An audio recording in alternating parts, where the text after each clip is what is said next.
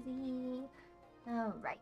Hi everybody and welcome back. I'm your big sis Sumiko and this is more Final Fantasy XIV.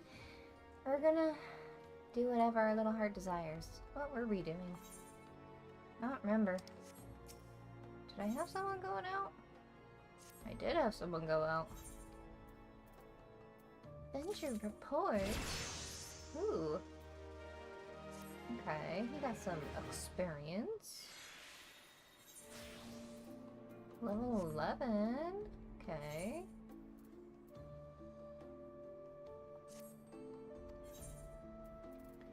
What'd he get? No.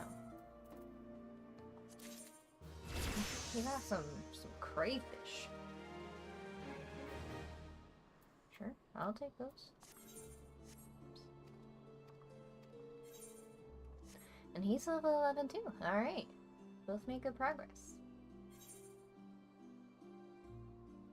I have one venture. I could probably get more by doing some leaves. Can I send you out just one? Yeah, I could.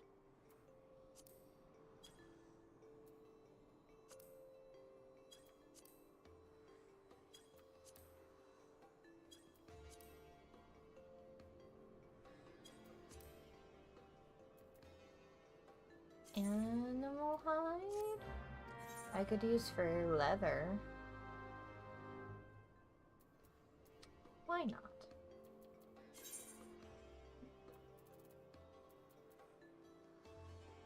I need to get an apartment.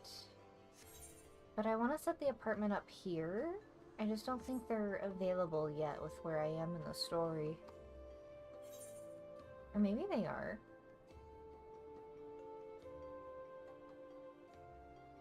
I don't know, let's go check. Think.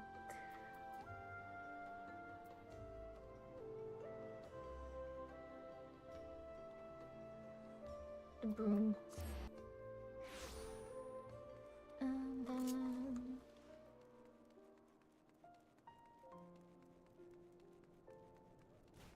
Ooh! Dropped in to say hello.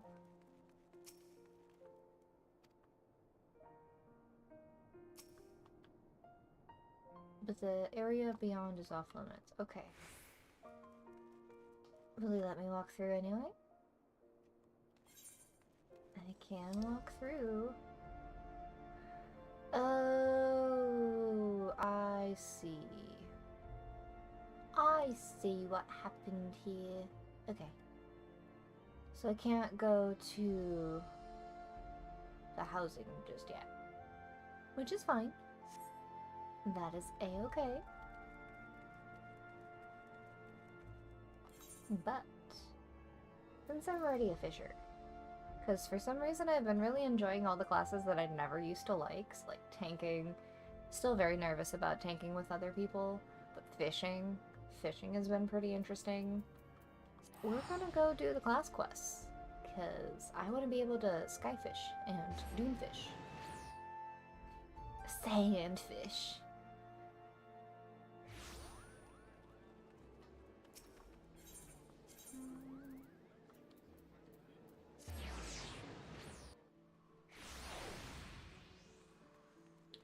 Hello?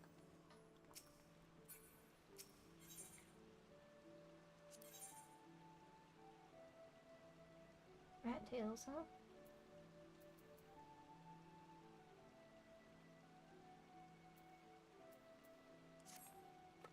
I've been thinking, Sumiko. Now that you can catch more fish than you can eat, it's time you learned a little about the art of fishmongering. Normally, customers purchase fish that have already been caught, but a certain Quirgan sailor has a penchant for freshness. Unfortunately, the fishermen who usually fill his orders have all, somewhat ironically, gone fishing. And so I turn to you, Tsumiko. I'm hoping you can talk to Chucharoon over there, or at least listen to him. Chucharoon, what you want? Chucharoon the sailor sail the seas. You the fisherwoman fish the fish? Looking out as lookout, choo-choo spots in water, jumping silverfish jump, flashing silver flashes. Choo-choo wish to taste silverfish taste. If I ever had to listen to somebody talk like this, I can't. Choo-choo pay good silver for if you fish 5 good silverfish. Fantastic. Alright, Sisipu, where are the silverfish? Well, Chicharroon has a way with words, doesn't he? Unfortunately, his way appears to be repeating the words silverfish. Only the most experienced fishermen would be able to decipher that nonsense. This sounds like a job for Wawalago, since I'm busy doing his job.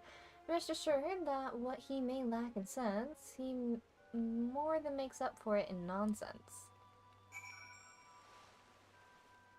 Wawalago? Guildmaster, sir?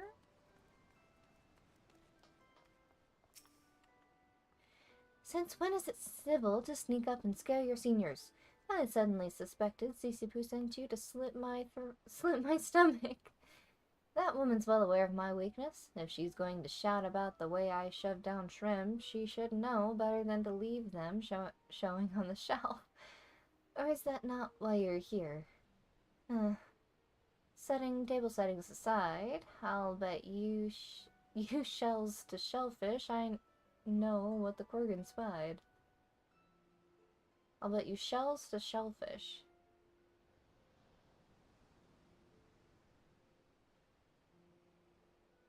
That's a phrase. Okay. If it was silver and sauntered while skimming the sea, I'm somewhat certain I saw a navigator's dagger.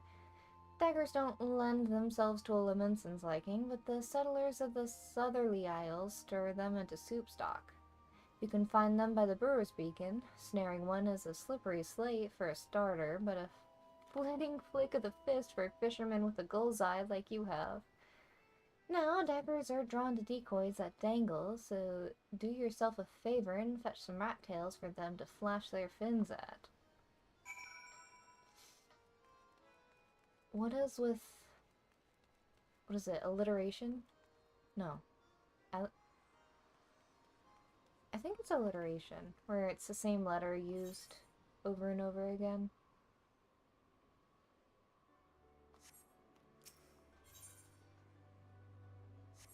I'm going to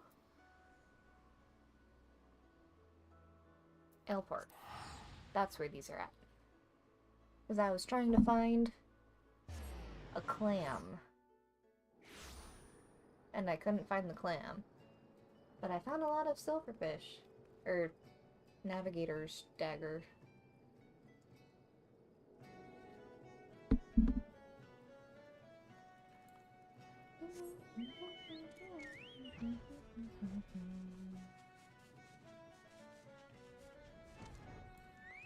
Was it here? No, it was in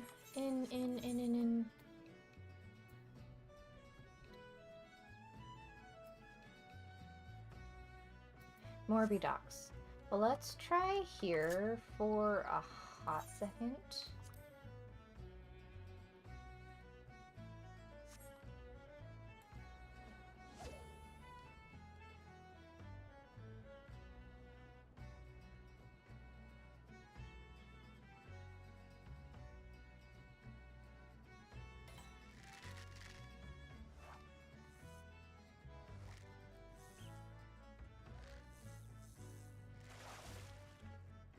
Peach? And it's certainly a fish. Let's go where I'm supposed to be.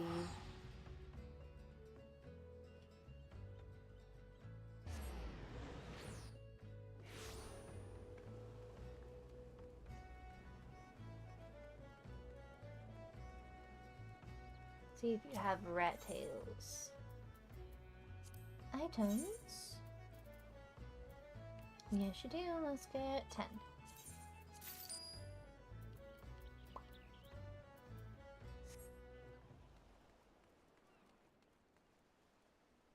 I could probably get more, but I'm gonna be getting a lot as a reward for this quest, so I don't really want to unless I have to. You know? You know what I'm saying?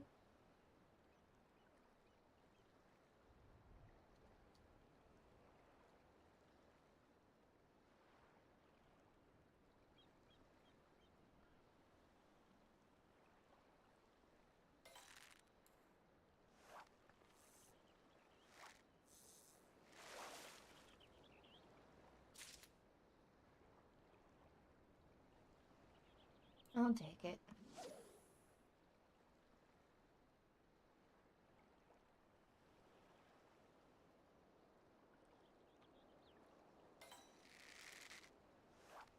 Fish. Give me them daggers.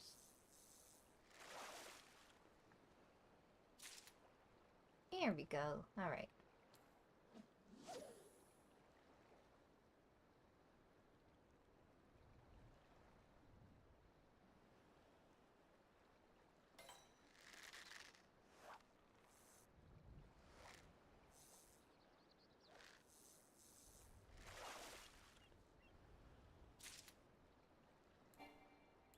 Alright, this is turning out to be pretty easy.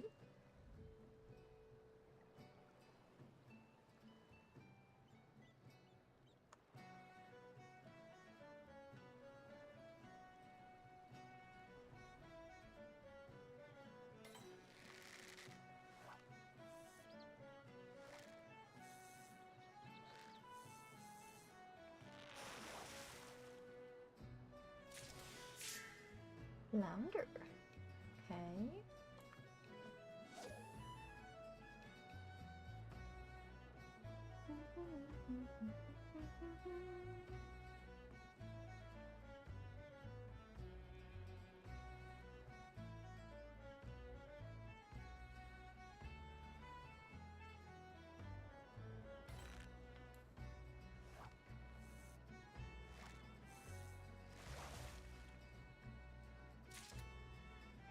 Ocean Cloud. So I don't want release selection. Herring. Tiger. Oh, I can't even get those ones. Okay.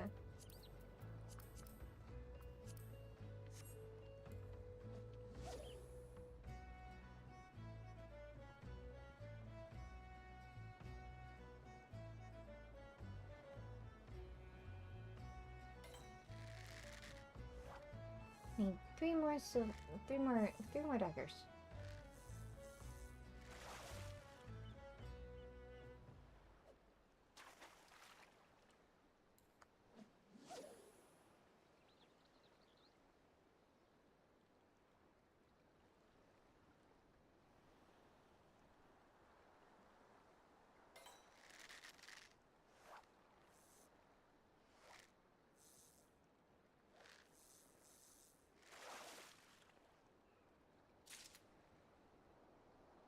Okay, good. Two more.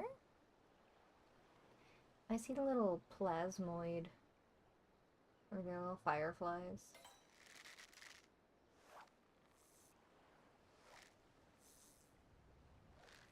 I didn't think that anything would render that far away. One more. Oh, I guess so. Huh.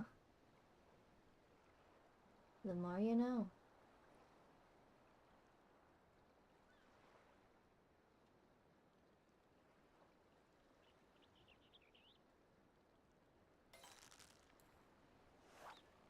It's getting cloudy.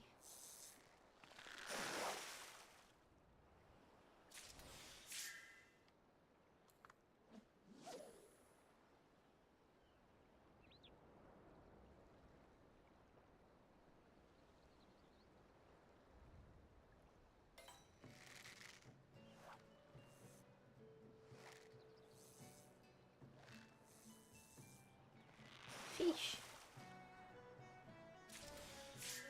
Alright, we're all set. So them set. Oh, elephant. I miss my elephant.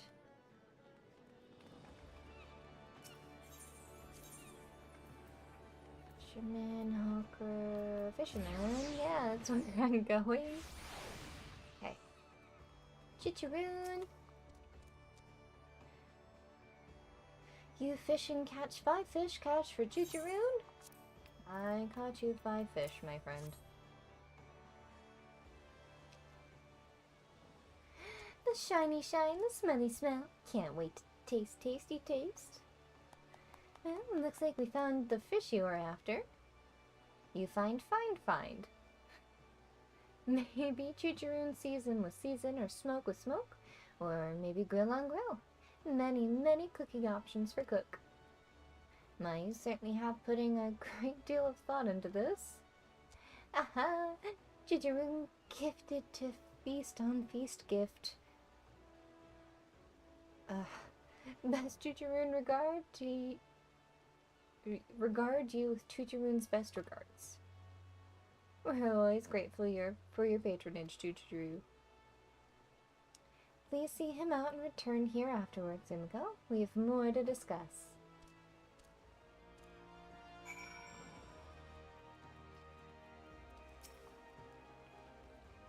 Phew, I'm glad you're able to handle that sudden request. So many of these freeloading fishermen can't be bothered to stay ashore for more than a day at a time. You, on the other hand, have proven far more reliable. I can think of at least one Quirgan who'd agree. Now that you've seen how rewarding fishmongering can be, I hope you'll take the initiative to try it yourself. I don't need any of those.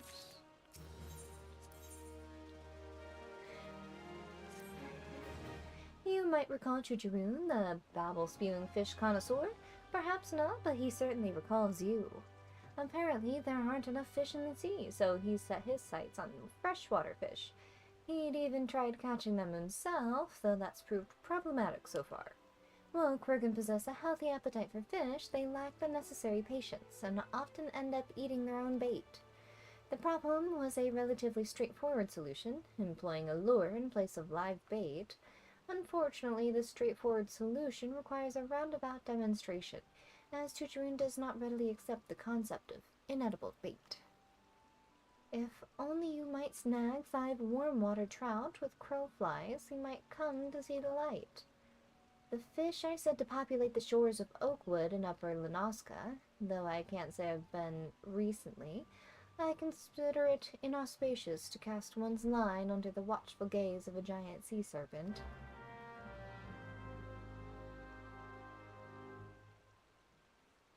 Oh, Leviathan. She's talking about Leviathan. I was like, who the heck is a giant sea serpent? Is there something I'm missing here? Warm water trout. Do we have a person who sells things? No? Okay, that's fine. What does that mean?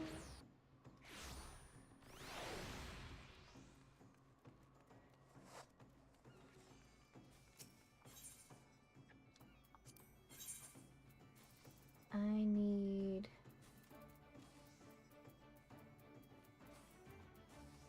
Crowfly, she said.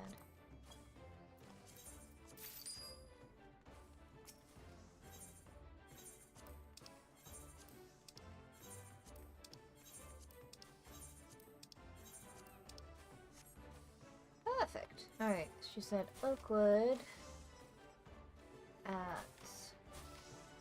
Upper Lenoska.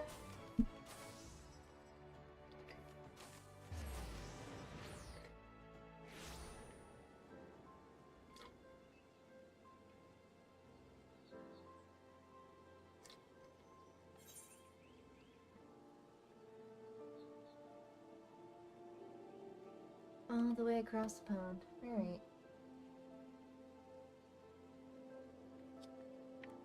Polish off my drink.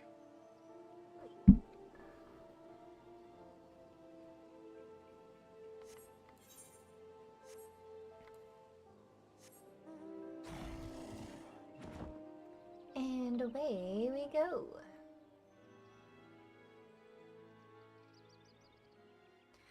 Across what used to be the great magical city of Nim.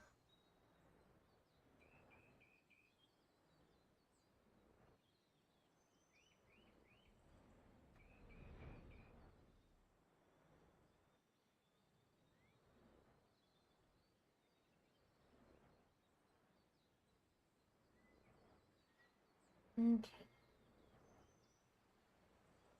Fresh water. We'll try right here first.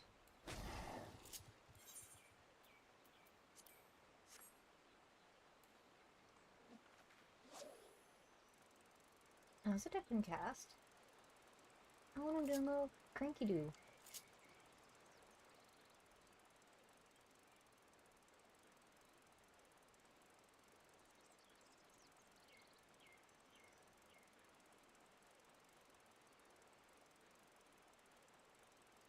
I'm ready for it. I'm ready.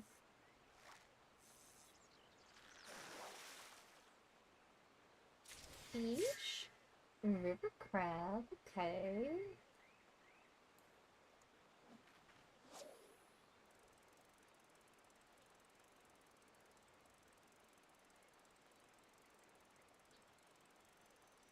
Did I get a level up? I don't remember.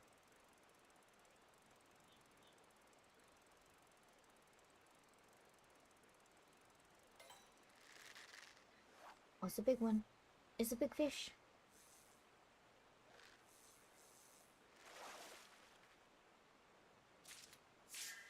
Dark bass.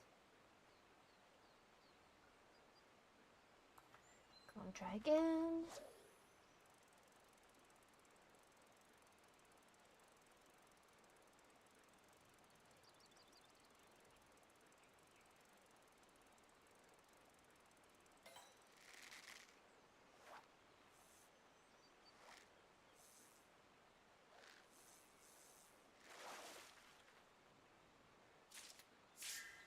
Here we go, we got one. Okay. So we know that they're here. Garrison. They kind of creep me out. But they're basically just water striders. But they look enough like spiders to just... ugh. Ugh.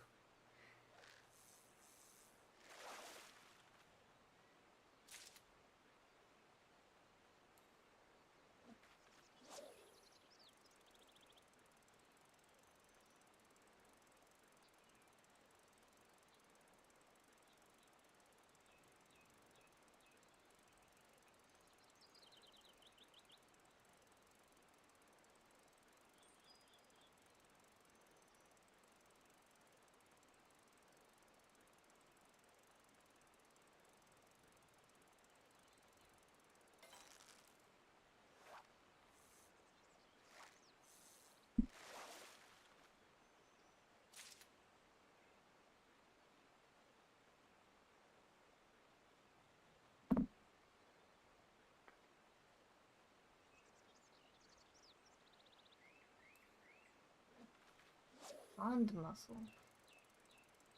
I'm actually getting a lot of experience for these.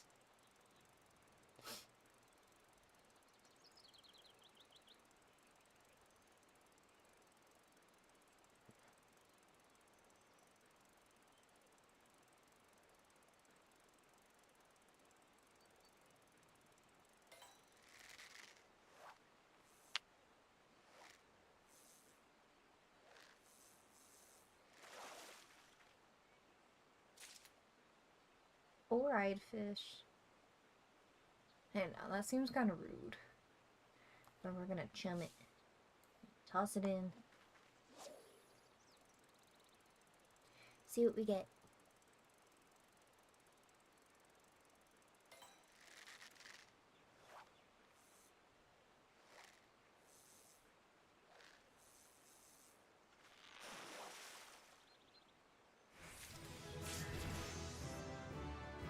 Got my fish.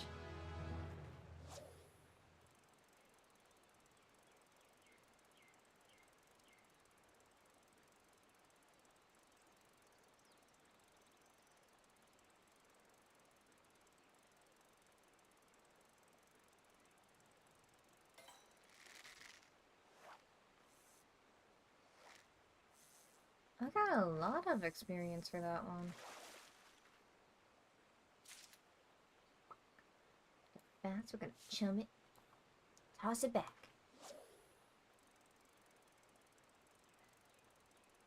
Getting chummy with the fish. Oh,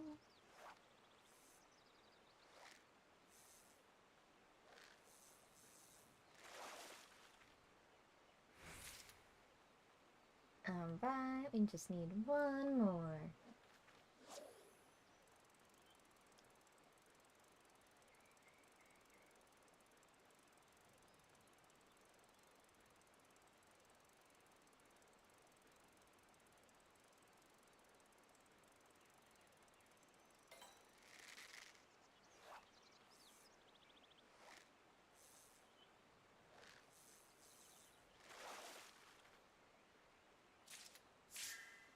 Fairy bass.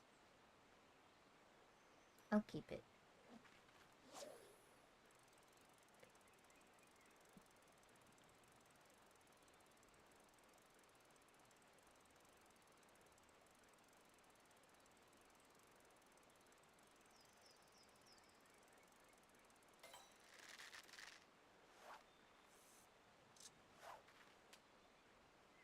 What?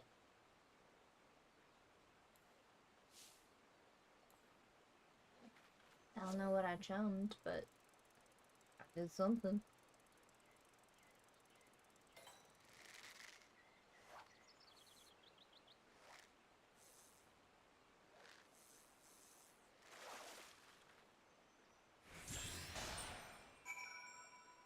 Ta-da! Alright. Since I'm here, I think there's a couple of other spots that I can fish at.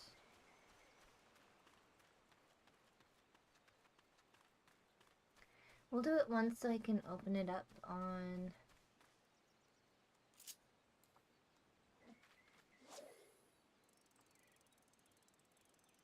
Oh, okay. That one is fine. We're gonna go over to this little watering hole here.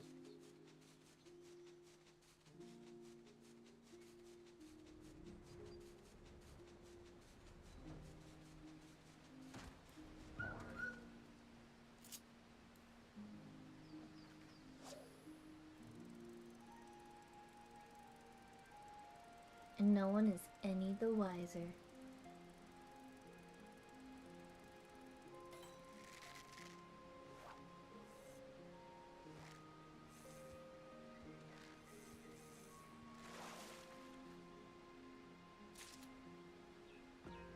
Pool Falls. Okay. So now we're gonna go back to Limsa.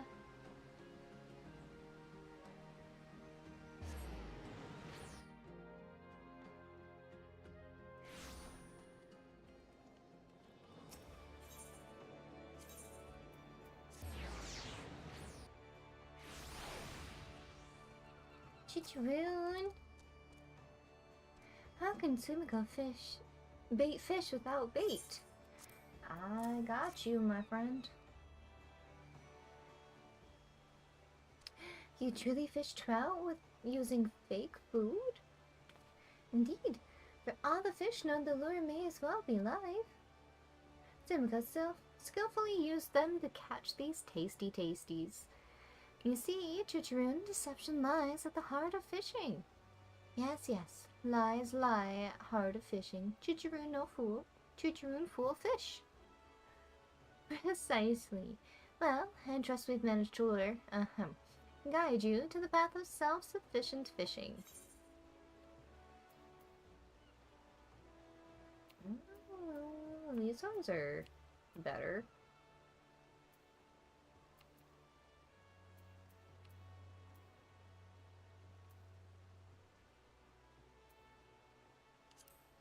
No. This one or this one?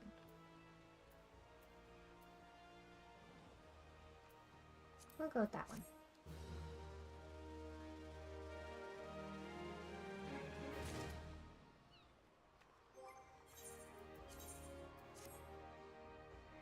Ta-da! Okay, so we're at the level 21 there.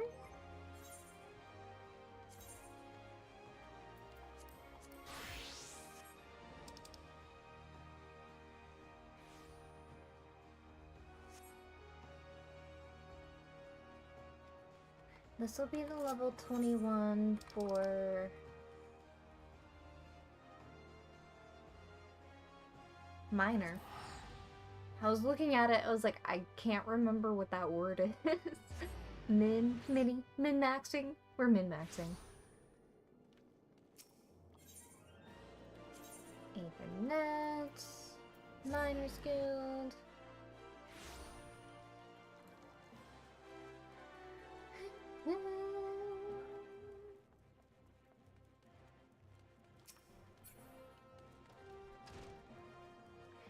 Yo. Ah, Dumiko. I hear you passed the Vice Foreman's test. Well done. I never doubted that you'd manage it, but I'm proud of you all the same. Tell me, did Deep Canyon have any words of advice for you, by any chance? I see. In case you're wondering, the Vice Foreman used to be a miner himself. But more than that, he used to be my mentor. My father was a miner too, but he died in a cave-in when I was but a child. The guild's been a good home to me since, and its members my family. I grew up here, watching girls sing and dance on that very stage. I even joined them for a while. It seemed the best way to please my adopted family. I didn't want to become a miner back then, you see. After what happened to my father, I could scarcely face the thought of spending a moment underground, never mind a lifetime. Not that the sage suited me much better, but which left what exactly? Having been surrounded by miners for as long as I could remember, I began to wonder if I truly belonged among them. I even considered leaving. It was then that one of the guild's brightest and best took me by the hand and showed me the joys of mining. I speak, of course, of Deep Canyon. He taught me everything I knew, which was a great deal, and the more I learned of mining, the closer I felt to my father. I owe a lot to Deep Canyon, despite how things turned out. But I'm rambling. I only meant to tell you that the man knows what he's talking about, when it comes to mining at least. Now it's high time I taught you something. You were here to learn, after all. It concerns the Vice Foreman's advice to you. He speaks true. A miner who neglects his gear can't hope to work his full potential. In the past, if you wanted to improve your gear, you had little choice but to replace it. But these days, we have materia. But by your confused expression, I take it you're not familiar with the stuff. Well, then I reckon a lesson is in order. Simply put, materia is a kind of crystal that enhances the properties of equipment it's attached to. The equipment process is fairly simple, or the attachment process is fairly simple, but that wasn't always the case. Time was, you needed substances called catalysts, and digging the stuff up once formed a healthy part of a miner's workday. Now, even though no one needs catalysts anymore, there's still educational merit in the gathering. To that end, I want you to try your hand at mining a variety of it, namely grade 1 carbonized matter. 15 fragments ought to do it. You'll have the best luck searching around the De Nivelle checkpoint over in Middle Lanoska.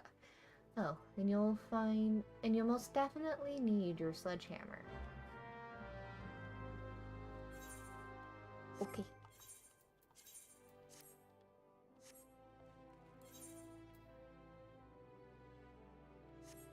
She say Middle Lanoska?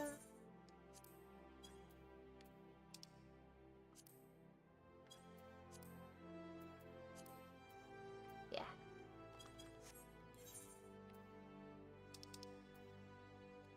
Summerford Farms? That's not too far at all.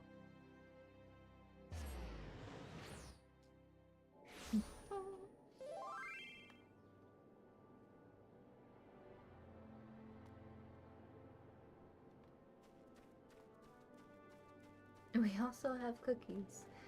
Who can say no to cookies?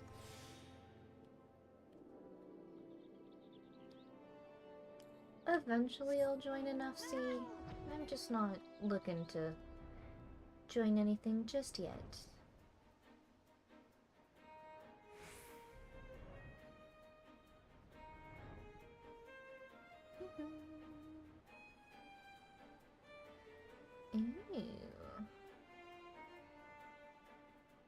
downstairs, is it? Should probably put on my sneak before I get mauled.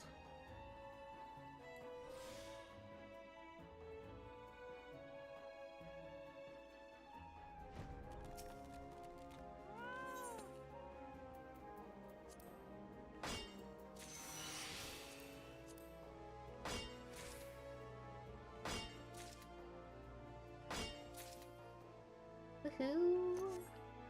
Oops. So many jackals.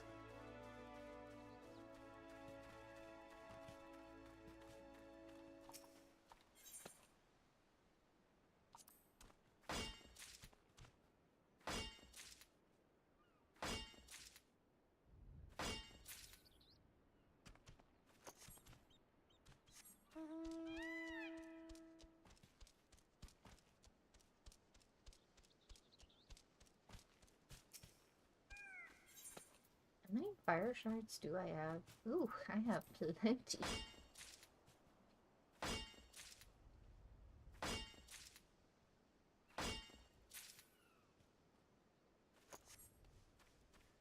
Once more.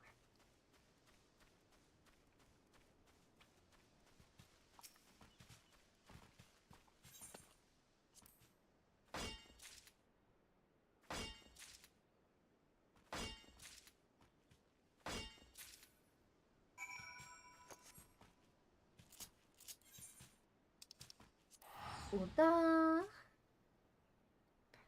I welcome in. Back to Ulda and turn in the quest. We'll get another piece of gear. And then we'll see about botanist, because I haven't done botany in a while. I like the little pumpkins. All the Halloween stuff is super cute. But I have to advance the story if I want a house in Ishgard. Or not a house. I'm not lucky enough for a house. It'd just be an apartment. Which I'm okay with.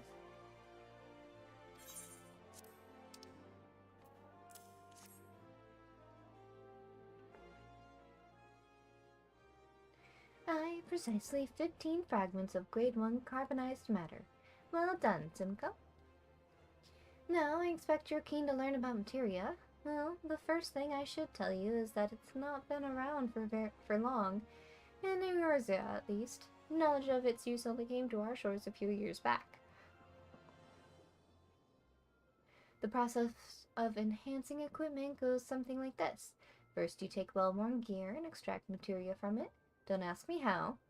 And then you would take that materia and attach it to the item you want to enhance. This procedure, known as melding, that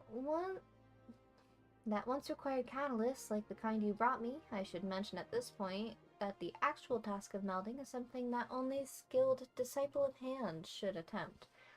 That's weavers, goldsmiths, and so on. Those people used to depend on us disciples of the land to supply them with catalysts. The catalyst-free melding was discovered, and we lost not a small source of work. But that's just progress for you, and I try to be happy for it. Now, there's various kinds of materia, each offering unique benefits, and as I'm sure you've guessed, some of them can be exceedingly useful to miners. It's these which I recommend you seek out. Once you've found the materia you like, you must ask a friendly disciple of the hand to do the melding for you. I'm sure there's one among your acquaintances. Potentially. Ooh. No, I'll take the pants. I'll take the pants. Huzzah! Alright. Ooh. Ooh, what is that color?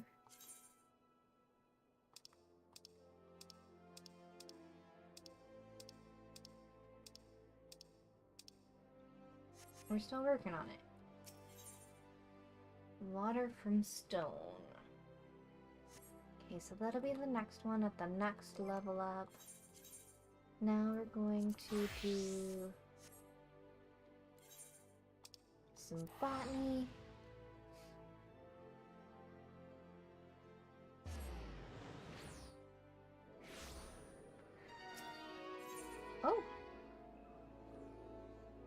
hello.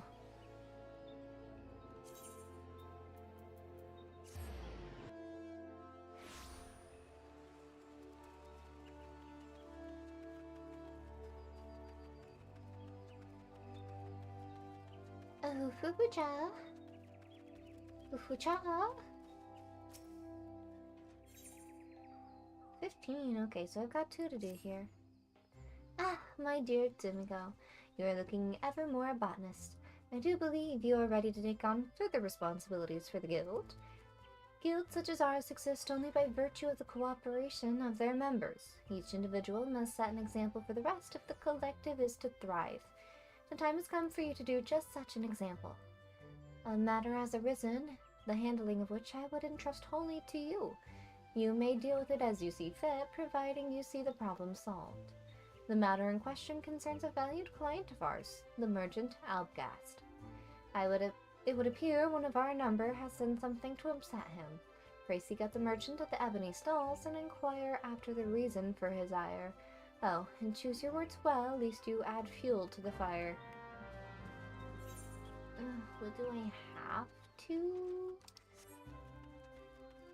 I never agreed to customer-facing tasks when I assigned to be a botanist.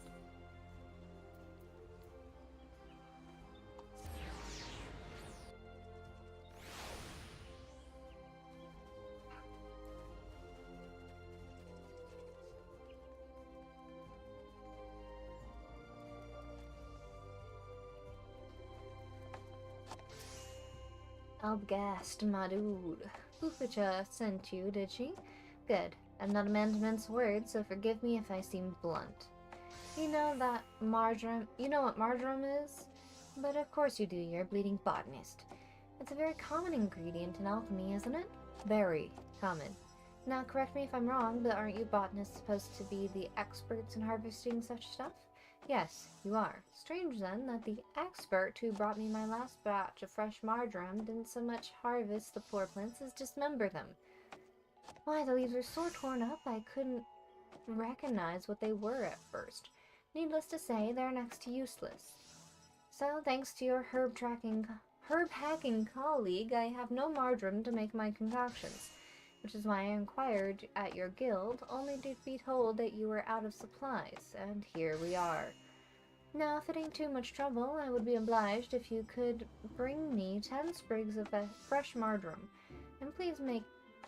and I'd please like them whole, as opposed to the fine bleeding puree your butchering colleague delivered.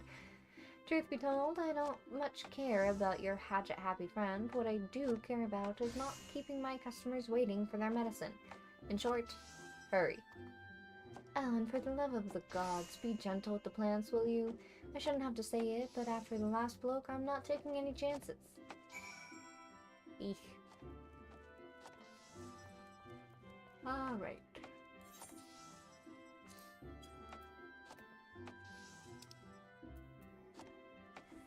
Marjoram.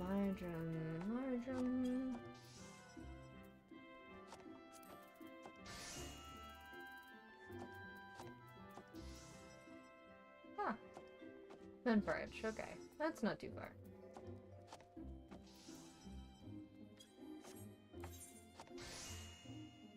Let's go!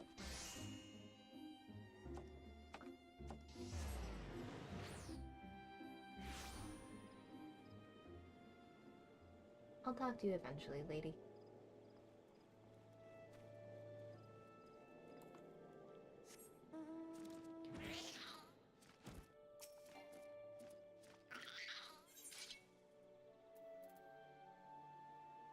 Oh, marjoram. I've not collected any of these.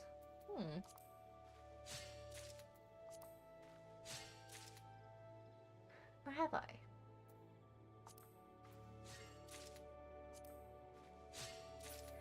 Yes, I have. Okay.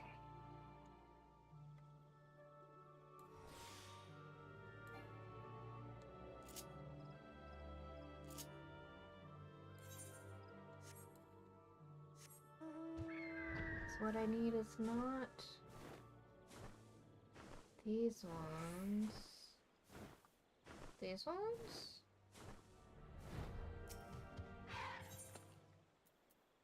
No.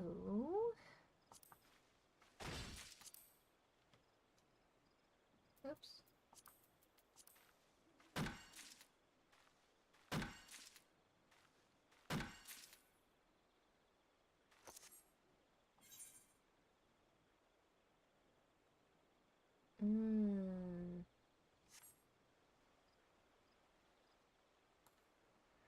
I guess they are these ones down here.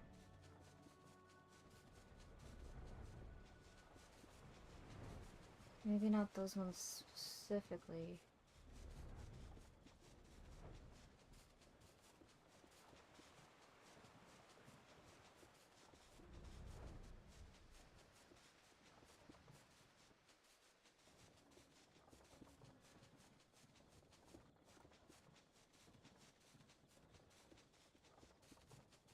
Nothing? Nothing.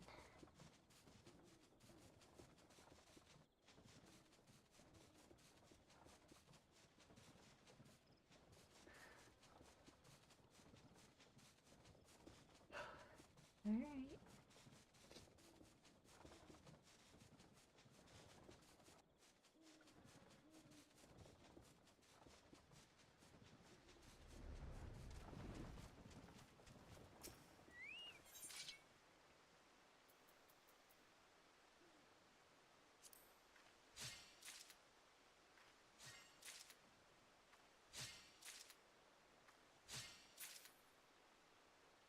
That's quite a lot, though. Alright, so that's not it either. Oops. That's the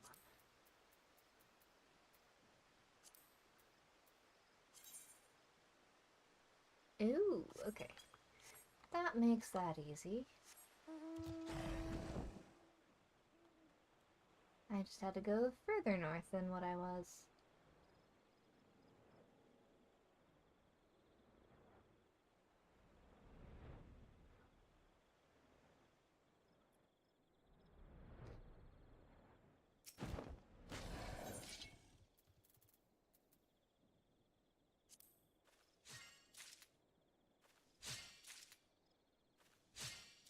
Excellent. Love to see it.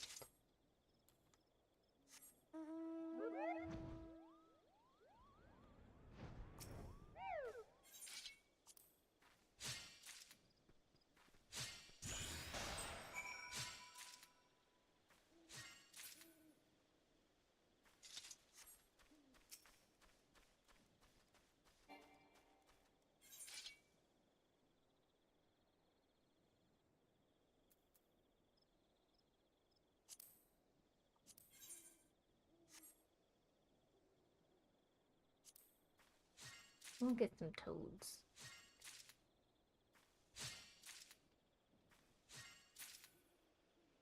How I get a tree toad out of a shrub, who knows? Let's go back to Britannia.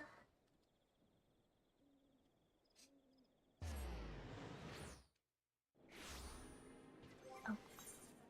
And I didn't even... Right on. He is jamming out. Oh wait, no, that's not what I wanted. Take me back.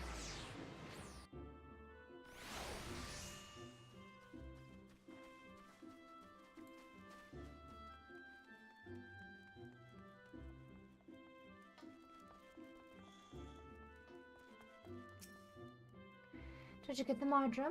The herb is said to grow around the matron's lathe. Though I hardly need tell a botanist this. Do hurry, keeping dozens of customers waiting. Take it. Ah, the marjoram! And such fine specimens. I'm sorry I gave you such a hard time, friend. Thanks to you, I can get back to making the echo drops. Do you know of echo drops? They are an alchemical concoction that restores voice to silenced lips, allowing the imbiber to cast spells again. Conjurers and thaumaturgists never leave home without a bottle or three.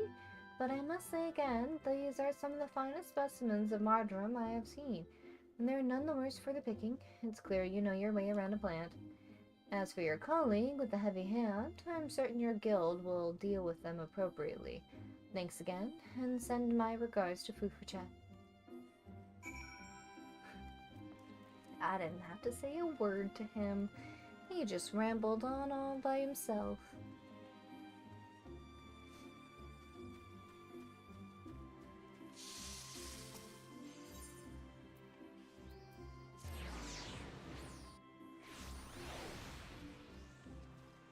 Oy. I did it. Yeah, I did it. Are you proud of me? Are you proud of me? Ah, there you are. Thank you for a job well done. There's no need to report the details. I have heard already all I need to know. It is my belief that the botanist in question had naught but personal gain in mind when he so hurriedly harvested the marjoram. In his haste to complete the task and claim its reward, he damaged the herbs and rendered them useless. Oh, she's a Garlean. Huh. Such greed brings shame on our guild, and I will not tolerate it. The offender's name shall be struck from our roll. As I taught you when you first came to us, a botanist nurtures the natural environment to the mutual benefit of man and wood. He who thinks only of his own benefit has no respect for nature and is unfit to call himself one of us. Of course, you hardly need reminding of this. Something tells me you shall never give me cause to worry. But let us speak of cheerier matters. Tell me, did gathering the marjoram pose you any trouble? If you would ever find your work unduly onerous, you might consider outfitting yourself with better gear. Even something as unseemingly insignificant as a new pair of boots can make a world of difference. As you gain in knowledge and experience, you'll find yourself venturing farther afield in search of new bounty, and your choice of equipment will become ever more critical. Go now, Dimiko, and keep up your efforts. I look forward to seeing you continue to grow as a botanist. Thanks. Do I need any of these? I don't... I'll take the boots. I'll take the shoes.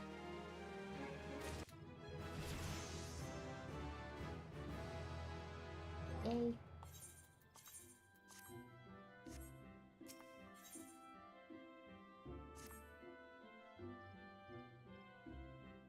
Good evening, Timiko. I see from the soil on your hands that you have been as diligent as ever in your botany. I'm not surprised. As we develop new skills, so do our labors become more varied, and thus does our motivation grow. Yet know that motivation can only take one so far. If you wish to master botany, you must pay heed to those details which you have until now taken for granted. In particular, I speak of gear, the tools of our trade. Not all tools are created equal, you see, and if you are to work with any degree of efficiency, you must use such gear as befits your ability. Lest you misunderstand, I am not telling you to go and replace your gear. It is a more frugal way to improve your tools, and one more respectful to nature besides. That would not come out of my mouth. Tell me, have you heard of materia? Oh, yes. More carbonized matter. Oops.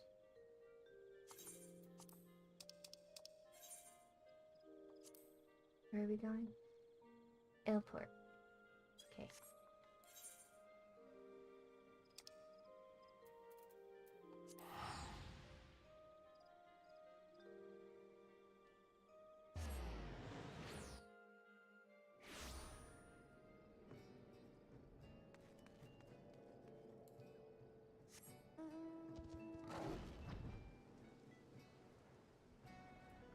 I think... Oh, okay, yeah.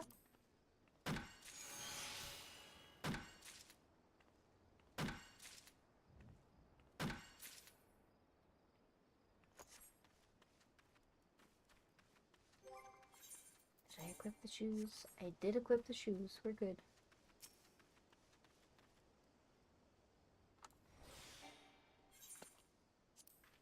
Oops. I'd have gotten myself mauled.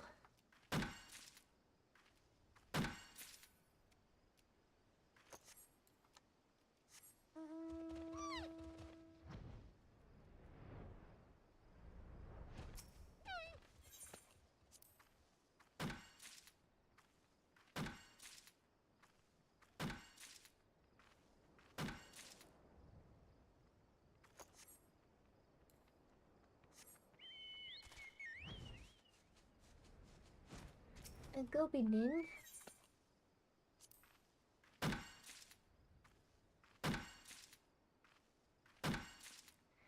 Nice these ones aren't trying to hurl bombs at me. Which is nice.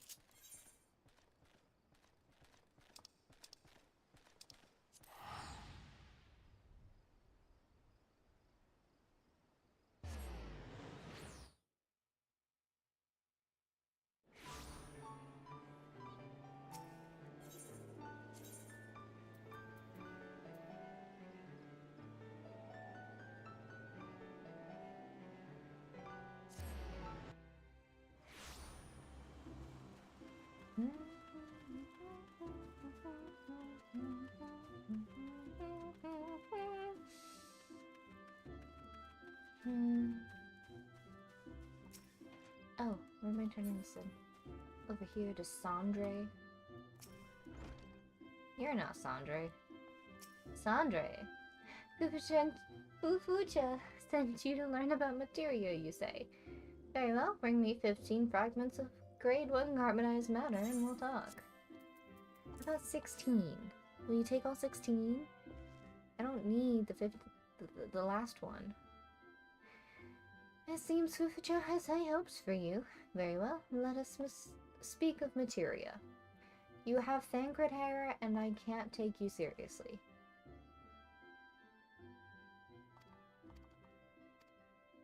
We're gonna skip this. No one else can have that hair. Except for the boy himself.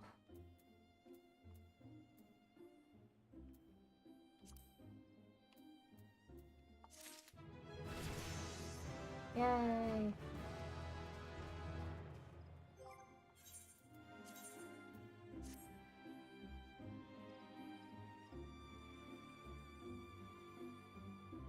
Red on? Alright, let's see. No.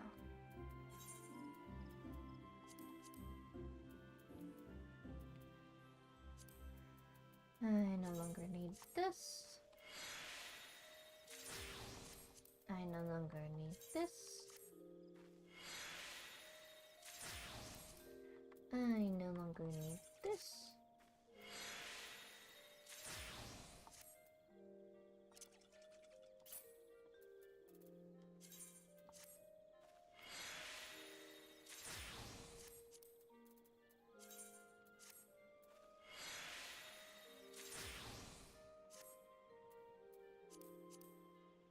I'm back.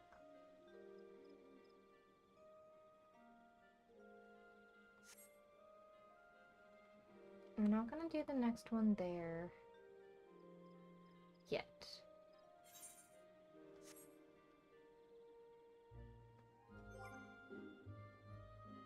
What I want to do...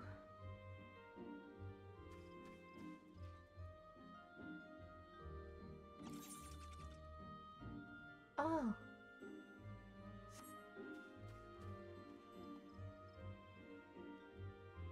Is it something over here?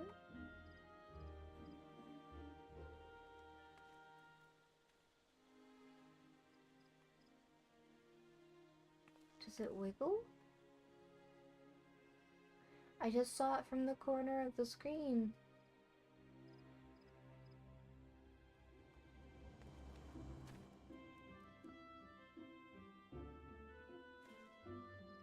And I kept hearing something.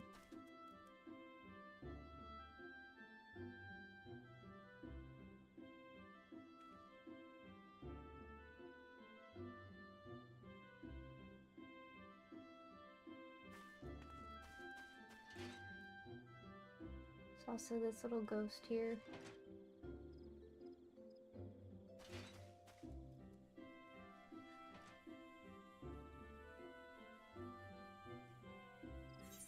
I don't know what it is. Alright. To Revenant's Toll we go.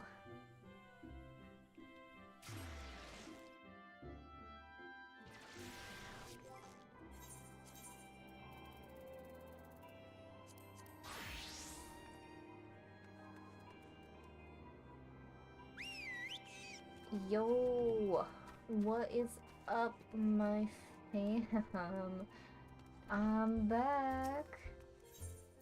You didn't think I'd be back, did you? But I'm back.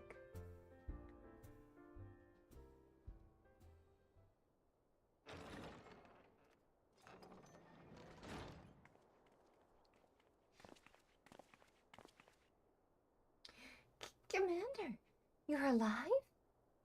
And Sumiko too. I knew you'd scrape through. My splendid crystal braves, I have wronged you, all of you.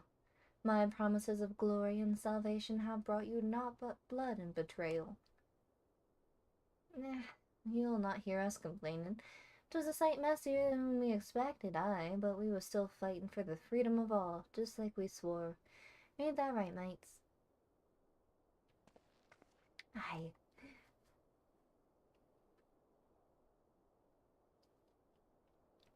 You humble me. I'm truly blessed to have such steadfast comrades. It is with the most profound regret, then, that I must... that's enough of that, Commander. We know what you've a mind to say, and we have none of it. We've talked it over, see, and we're all agreed. You can take our uniforms and strip us of our ranks, but we won't be no less of a company. But the Crystal Braves... The Crystal Braves may be finished, but the ideals upon which the company was founded live on. They bind us to each other, and to you.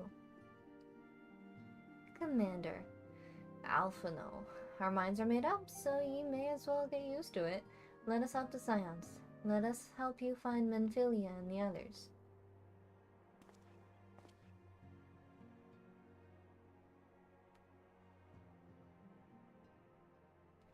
My friends, after all that has happened, I know not what to say.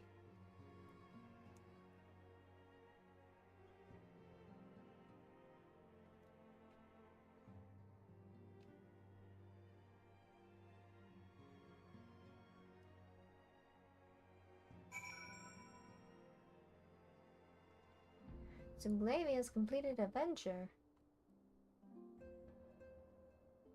Yeah, no, there's a summoning bell here. I'll go touch it soon. Pray excuse me. I had thought my tears spent. My grandfather used to say that one could measure a man by the constancy of his comrades. Mayhap I am the exception which proves the rule.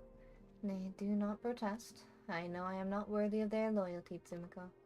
But as Salik is my witness, I shall do everything in my power to earn it.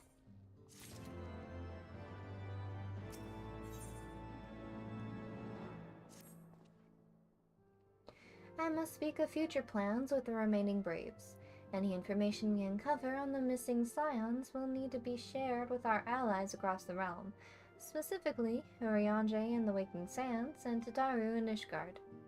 While we are organizing our various channels of communication, I would ask that you call upon Master Garland at the manufactory. I will join you in Ishgard as soon as I am able.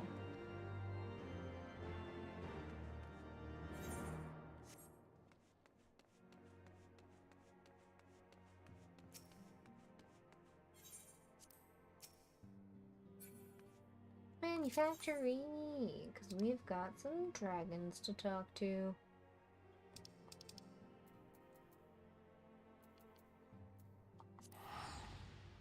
Yo.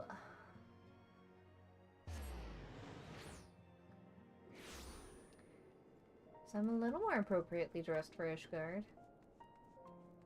I got my boots. I got my hat. I have actual pants. That's a big one right there.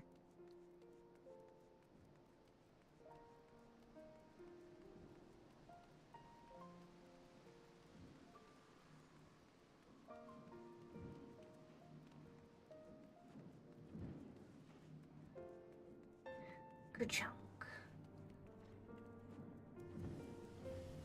Hello? Zunomiko, how in the seven hells do you do it? I was just about to send for you. We have but this moment completed the monocotter's first successful test flight. A few minor adjustments and she'll be ready to go. While we see to the finishing touches, you might want to pay a visit to Fort Hall Manor. A dragoon by the name of Estinian was looking for you. Ah, at least he didn't stir up any trouble and decided to come back instead. That's a good sign. Good things.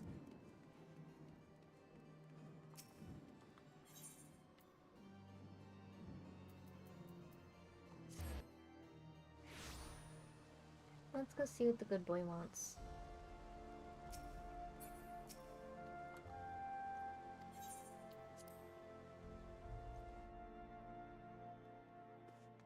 Hey, welcome back. Have you fulfilled your obligations to the old Ons, then? Mistress Tataru has been keeping me appraised of the situation.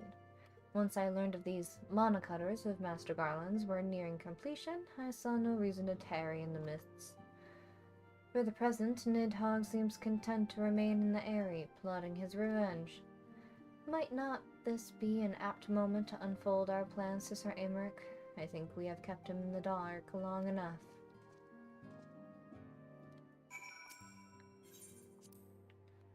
Worry him about one other thing? Do we have... well... probably should. He has a lot on his plate, and if he's kept in the dark, he doesn't make good decisions. Things happen, choices are made. And who could say no to the beacon of beauty that he is?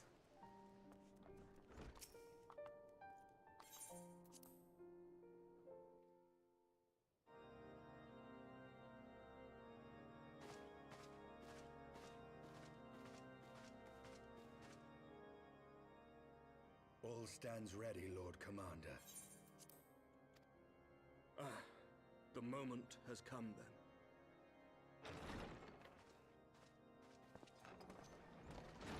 Pray excuse my lateness. I paid a brief visit to the workshop to inquire about the monocutters. The engineers assure me that they're ready.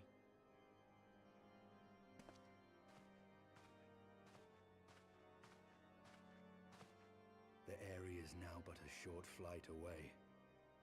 Yet what a long and winding path we took to reach this point. Were it not for Master Alphino's proposal, we never would have attempted to parley with the dragons. Though our negotiations yielded little, our expedition with Lady Isa taught us much.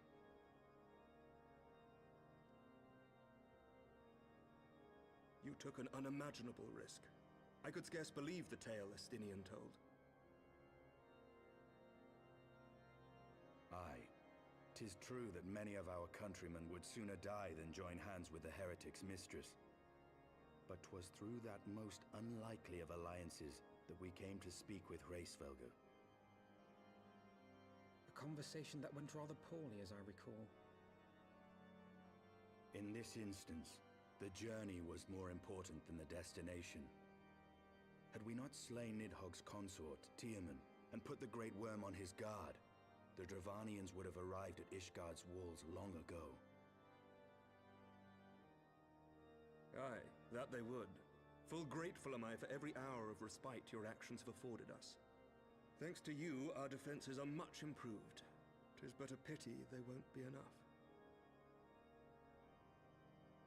Thus, you believe an assault upon the area represents the city's best chance of survival. Is that not so, Estinian?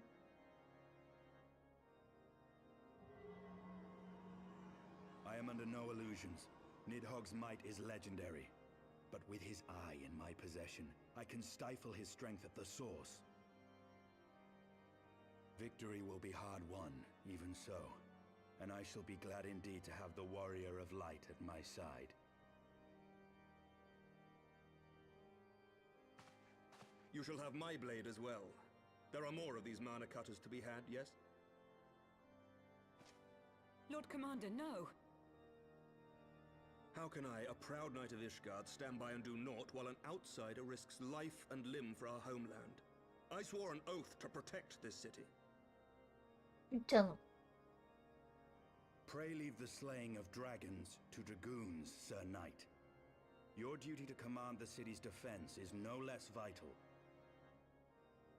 Should we fail, and Nidhogg slip through our grasp, who then will hold the walls against him? Will you leave Ishgard in the hands of the Holy Sea's zealots? There are others. Who but you has the authority and the standing to orchestrate a city-wide defense? I do not, and neither does the Warrior of Light. That is why it is our place to fight, and yours to remain here, Lord Commander. What? You too, Master Alphino? By the Fury! You have shown some promise, but this adversary is far beyond your skills.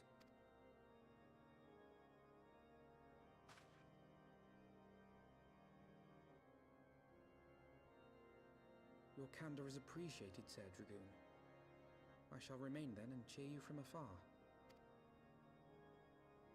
Oh, Well, my friend, he sounded would so seem I have sad. discouraged the last of the volunteers, and claimed the task as ours alone. But if any alive can best this worm, 'tis surely we too.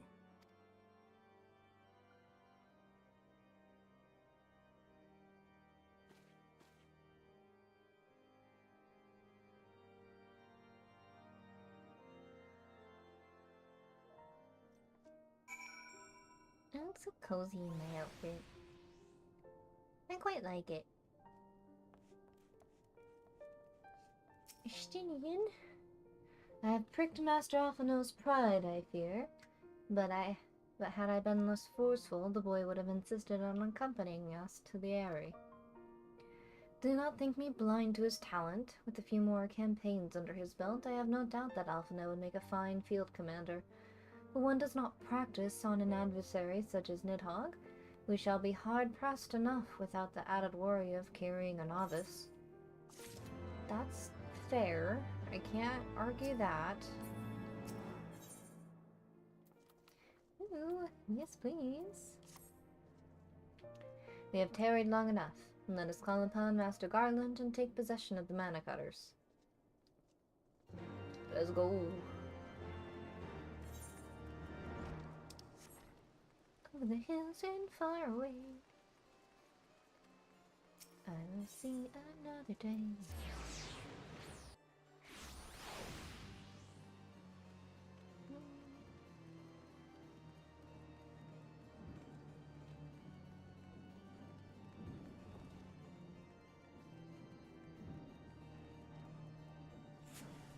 Oh, where'd he go? Hello. Simico, old friend. The cutters are ready when you are. The finer adjustments cost us a few sleepless nights, but we got there in the end. Which means you can get where you need to go. And I tell you, these little beauties will tear through that wind barrier like a cement drill through cottage cheese. Why are you putting a drill through cottage cheese? And that, my friends, is the Garland Ironworks guarantee. You have our thanks. Come, Warrior of Light. The Dreadworm awaits.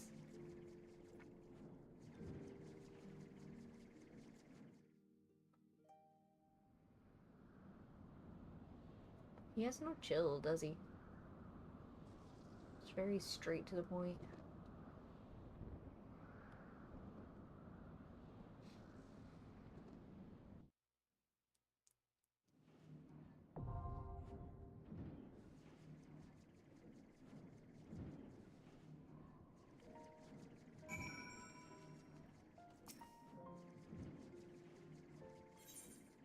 Let's go.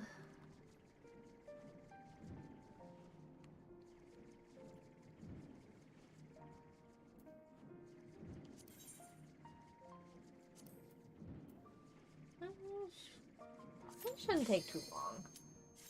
It should take no time at all.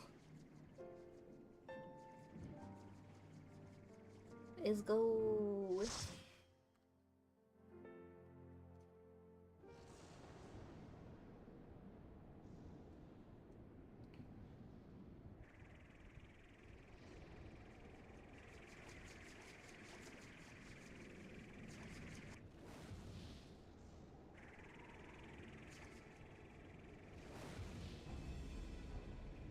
He said, "Get the fuck out of my house."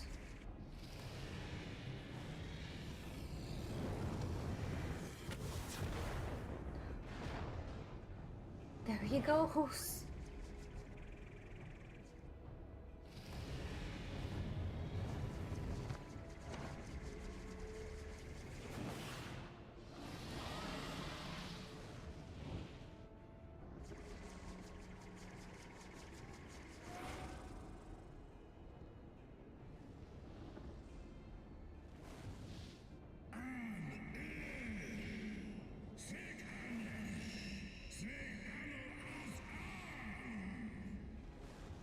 I think he's angry. Maybe just a little bit.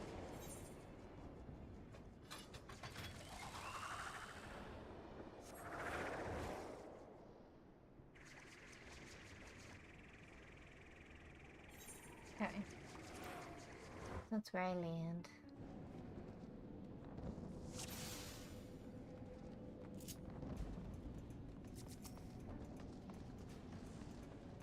Go, go. Why are you sprinting?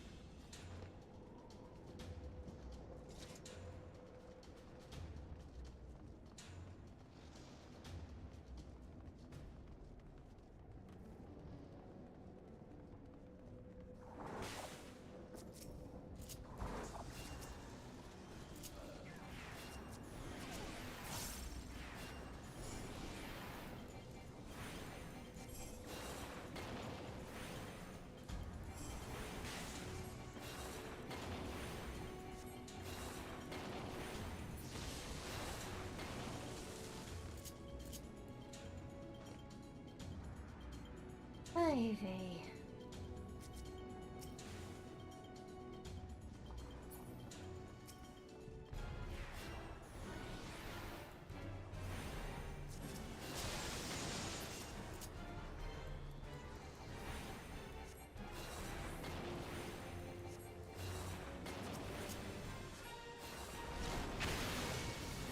Ooh.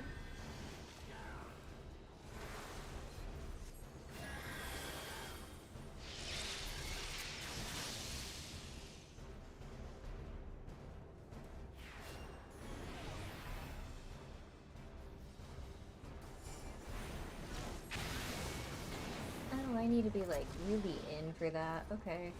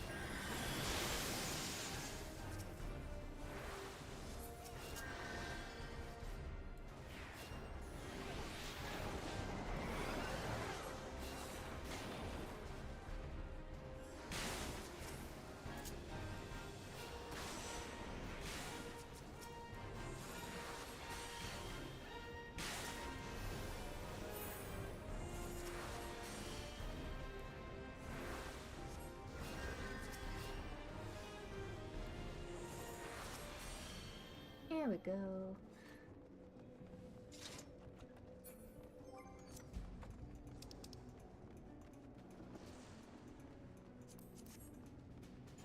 Woo!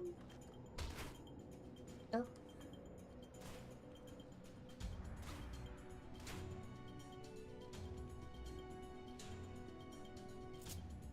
You're sprinting again. A terrible dragon appears before you.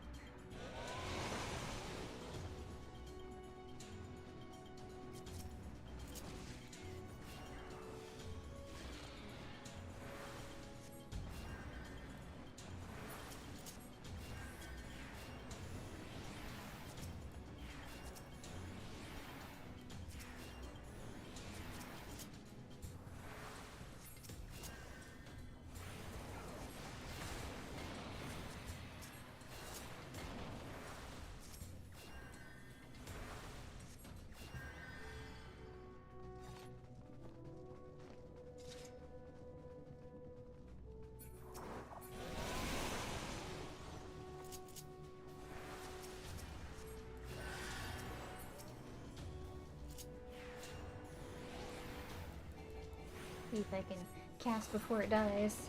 There we go.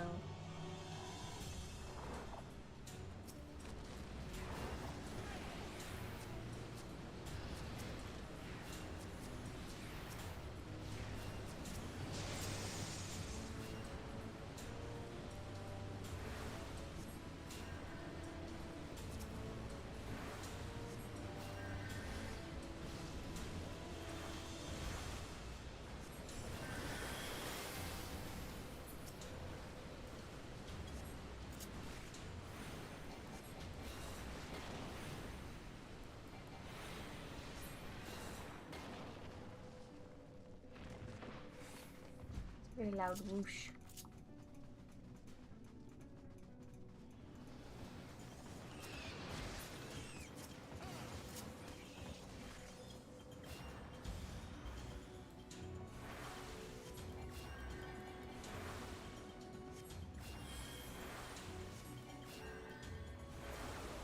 Oops.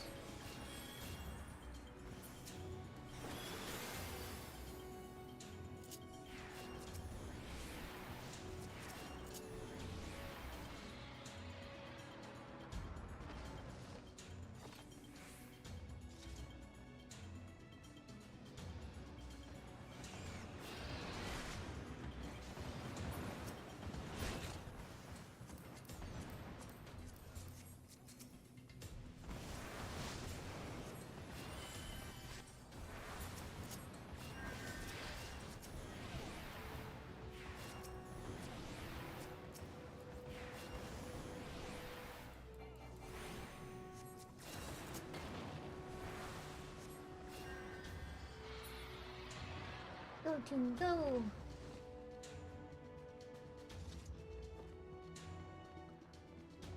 Gentle sir.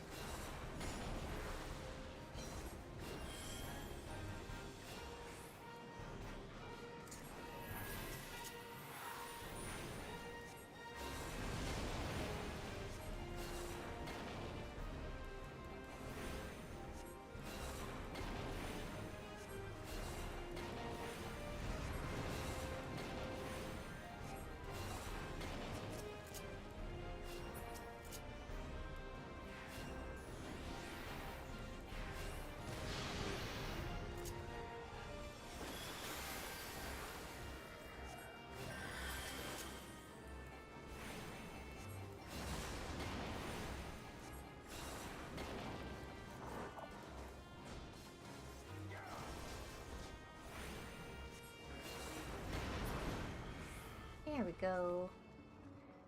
Good job, guys.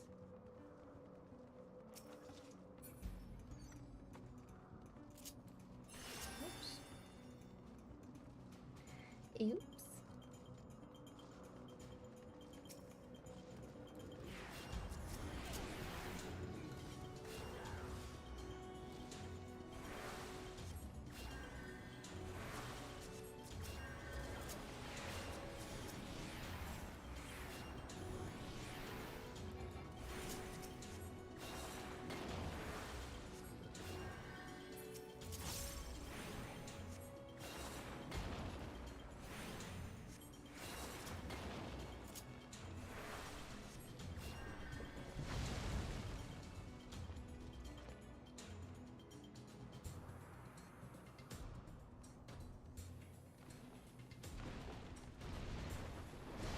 Oh. Everything is falling apart.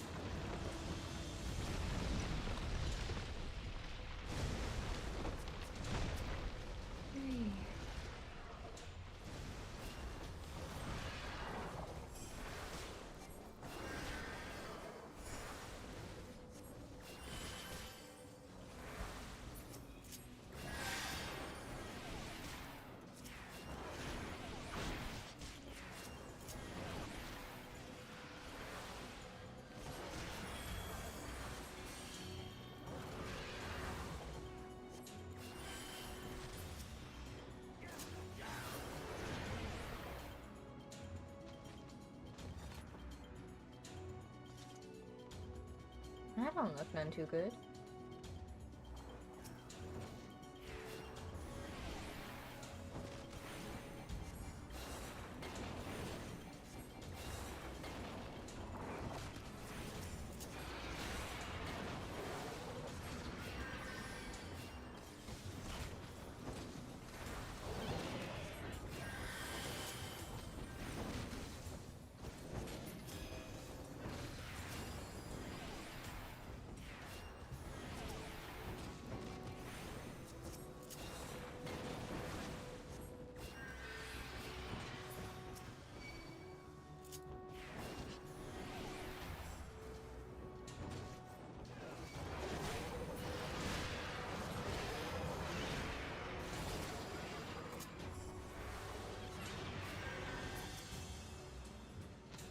Woo-woo.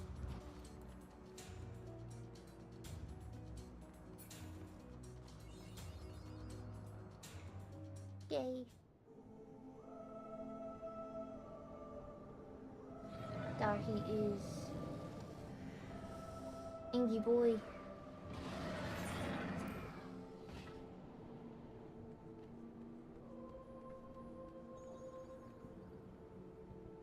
With the swish and a flick.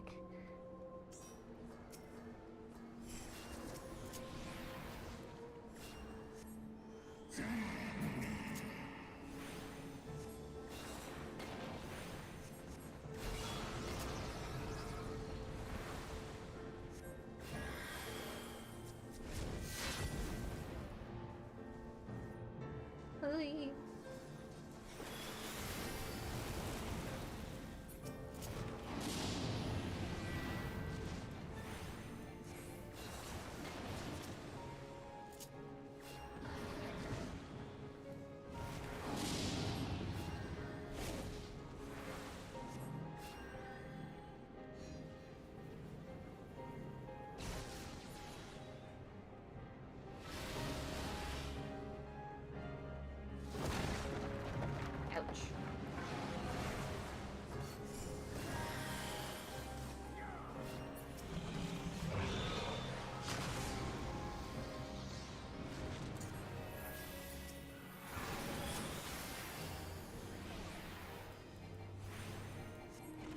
Get it.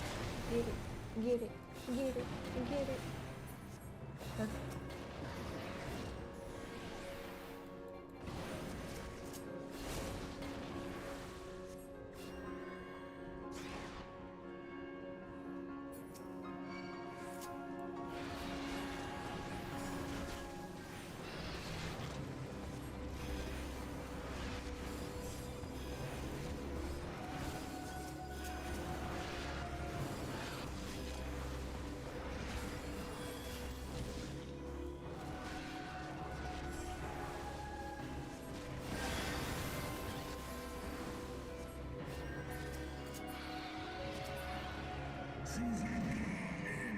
We did it.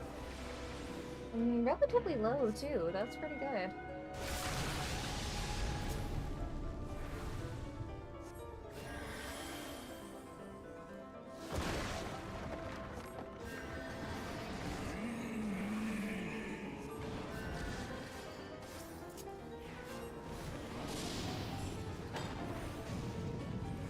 Please.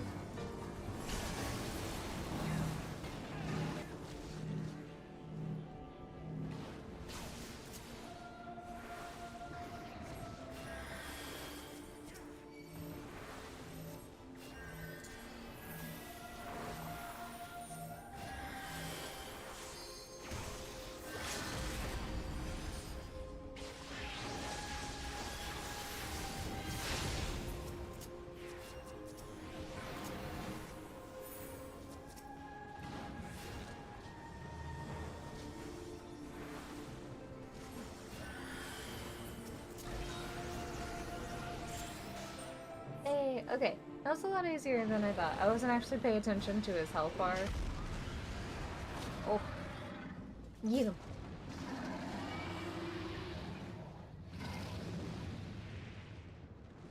Is he running away? He's running away. Good job, guys.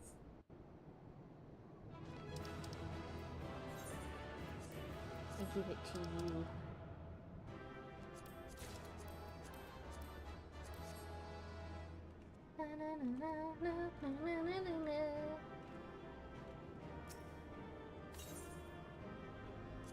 Ah.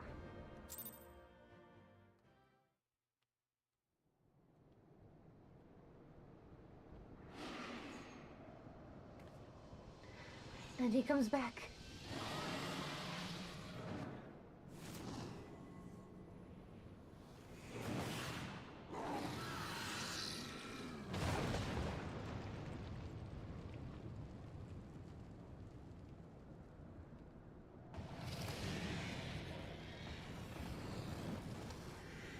Oh, I remember now.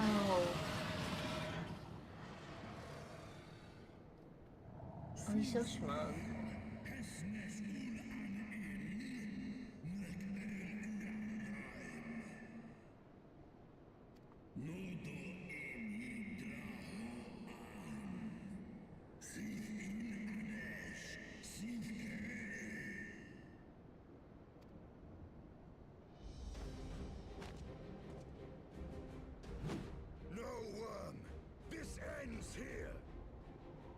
Says with a grin on his face.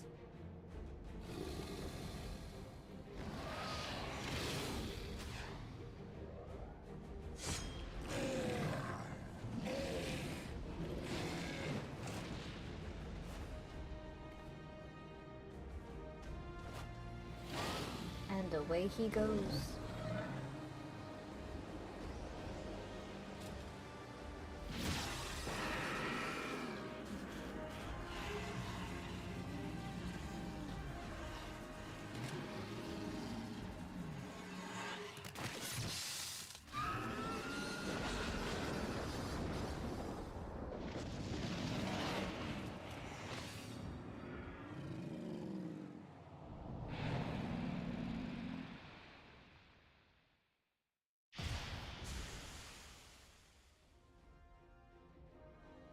And then he just disappears into the ether.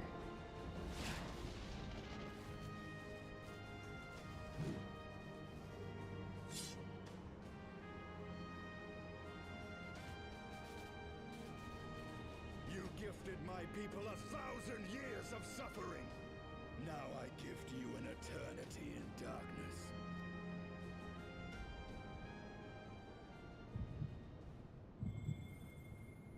Oh. Unlocking another one of our crystals. Okay, okay.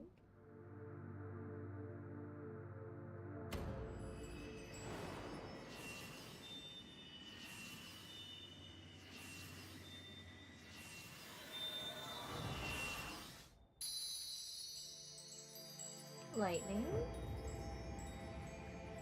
So we have earth, ice, and lightning. So still have fire, water, and wind.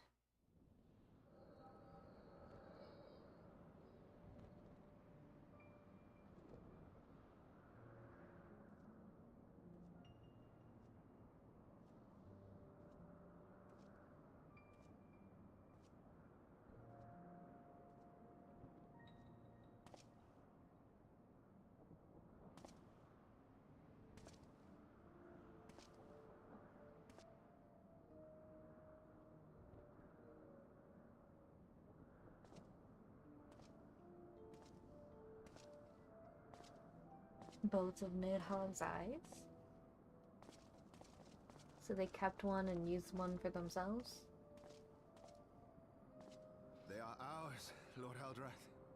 The eyes of Nidhogg.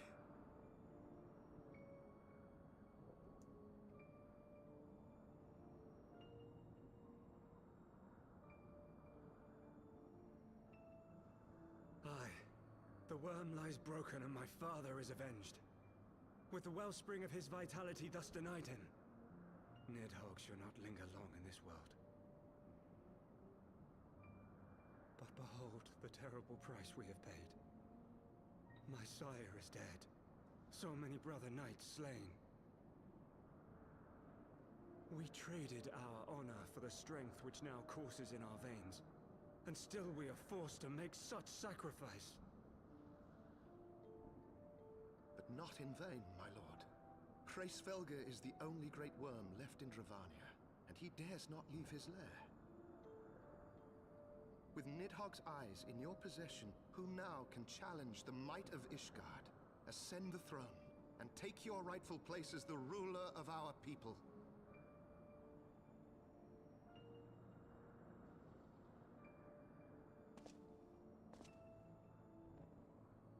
Nay, my friend. I must forsake the mantle of king. Though Nidhogg be defeated, his wormling horde yet darkens the skies with wings beyond counting.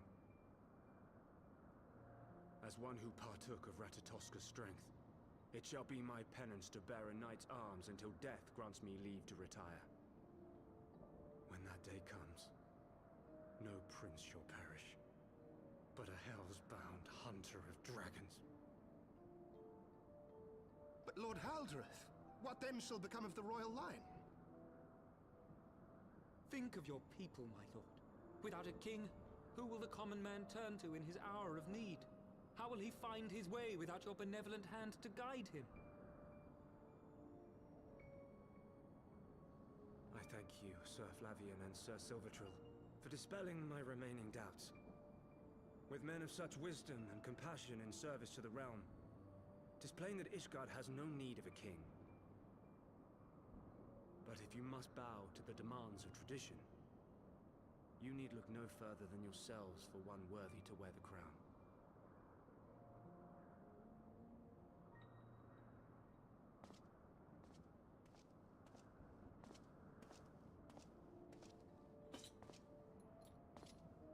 Oh. Istanine's armor used to be white. Fare thee well, my brother knights, my loyal friends. On these shoulders shall I bear the weight of my father's sins. With this lance shall I repay the debt accrued through our misdeeds.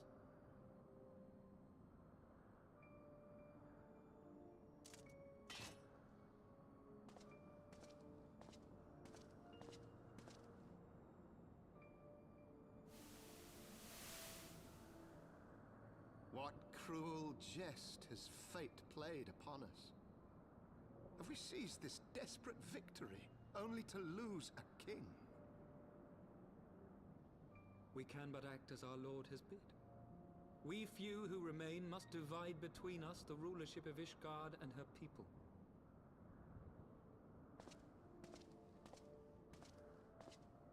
Not I. My oath was to Lord Haldrath, and he alone. If he is not to be king, then I would hang up my shield as well.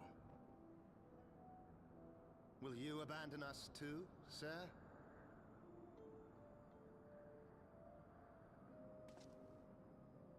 I would wash my hands of blood and betrayal, and take up an honest trade. Mayhap I shall serve ale instead of sharpened steel. The Forgotten Knight is a bar, or a tavern or whatever, in Ishgard.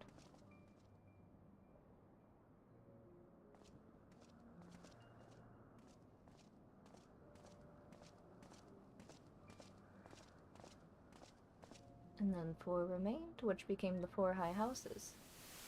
We 4 then. Forton, Heilenat, Dyrender, and Zemile. But 4 houses to rule all of Ishgard. And what of the throne? We keep it empty. Until the day a king rises once more, we must assume the role of stewards. We shall shape our nation anew with a history of our own making, and let the truth of this dark day die here, upon the battlefield.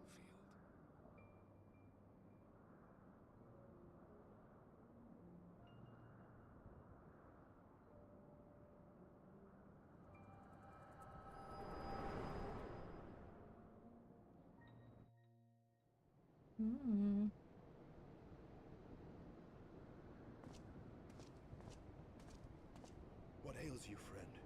Are you wounded? No. We're good. Just seeing visions. You have borne witness to history. To the culmination of the first battle with Nidhogg. The legend of Ishgard's founding tells that our ancestors were led to the land of Kurthus by the valiant King Thordan. In the midst of their journey, they came to a wide chasm, where they were set upon by a great worm, Nidhogg. A furious battle then ensued, with Thordan leading the van. Though the brave king was slain defending his people, his son, Haldrath, the first Azure Dragoon, fought on undaunted.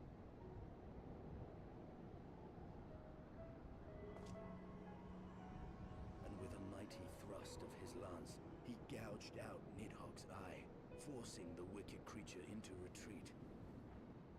Thus, did this eldritch orb become a sacred treasure of Ishgard, lending its power to every knight deemed worthy to bear the title of Azure Dragoon.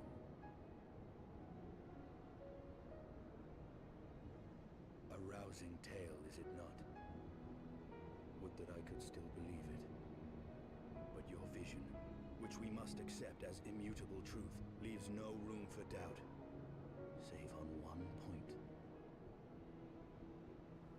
If Haldrath took both of Nidhogg's eyes, then how came this eye to be lodged in the worm's skull?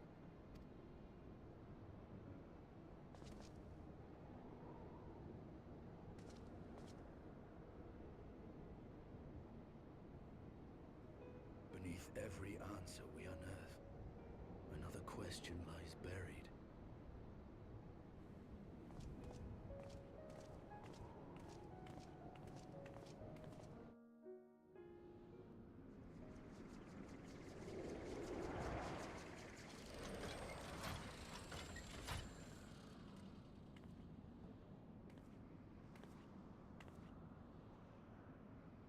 'Twas a fierce battle, but one I knew we would win.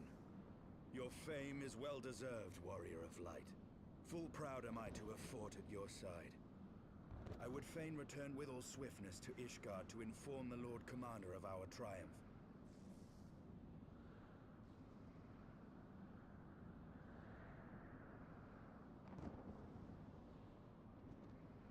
must first have words with Hraesvelgr.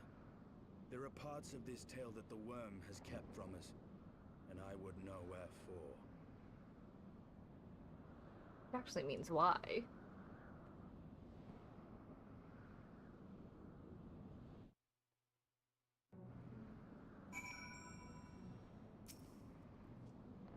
Though Nidhogg is fallen, my heart is yet heavy, and the stain of corruption pleases me not.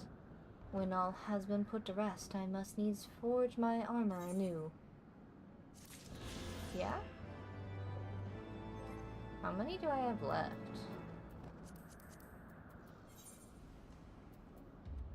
3.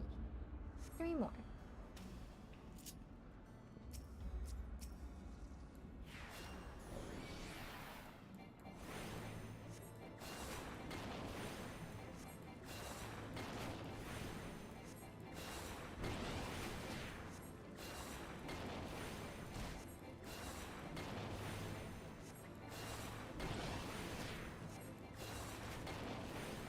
We'll wrap up this quest real quick. No more Tula hands.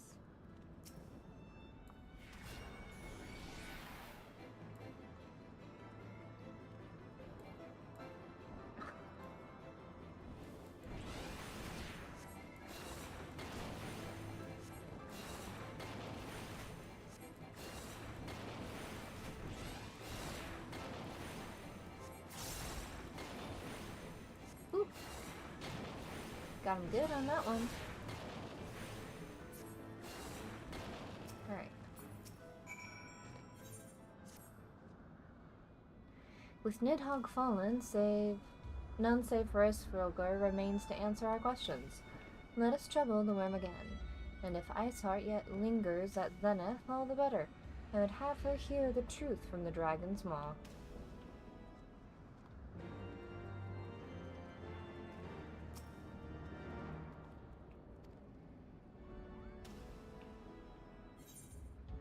Okay, cool. So there's that one. Let's go back to Mogholm, and then we'll go over back to Zenith.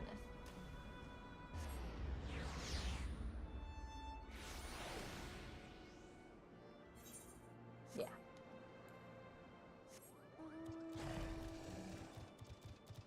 It's either inside or up top. Inside.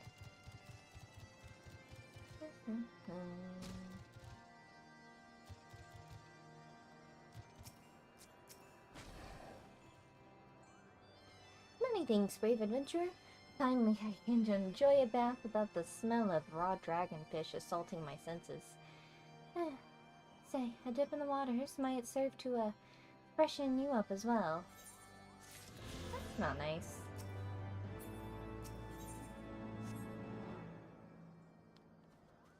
Okay.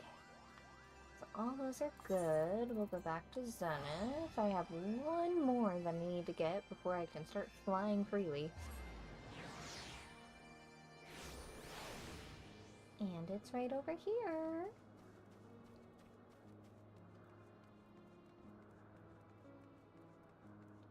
Maundering Moogle. What does it mean to maunder? Ooh. Hide and seek seemed like a fun game at first, but I had no idea everyone would be so good at it. Now I just want to go home. Did you find the other 3 Moogles and tell them it's time to leave?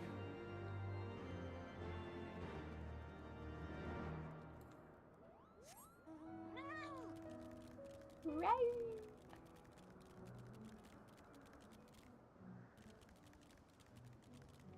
Muttering. I can't believe you found me. I'll find an even better hiding spot next time. Right on.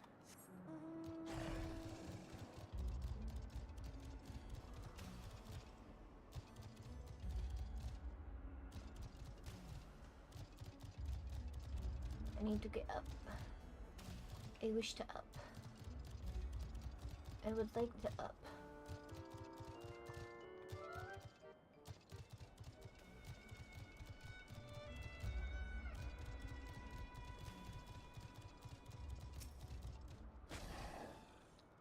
actually found me? Ah, well, I suppose it's time to go home. Okay. Anyone over here? No.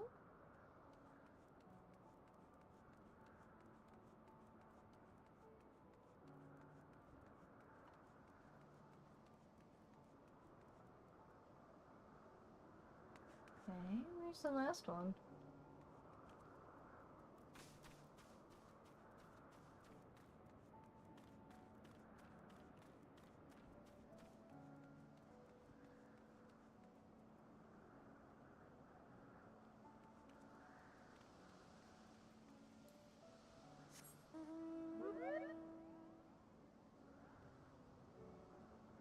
Ich.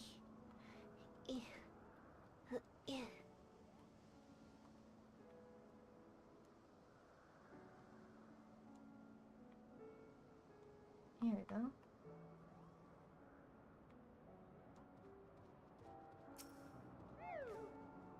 I fell asleep in my hiding place. I don't think I'll return to my comfy bed.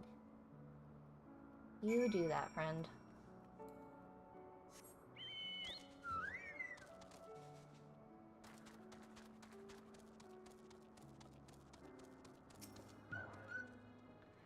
Unbelievable! You already found all the moogles? Finally, we can go home. I've never seen such skillful seeking in my life. Sorry to make you find everyone. I usually don't hide this well. You'll be the first one we invite to our next game. Please don't. That's okay. Please don't. Huzzah!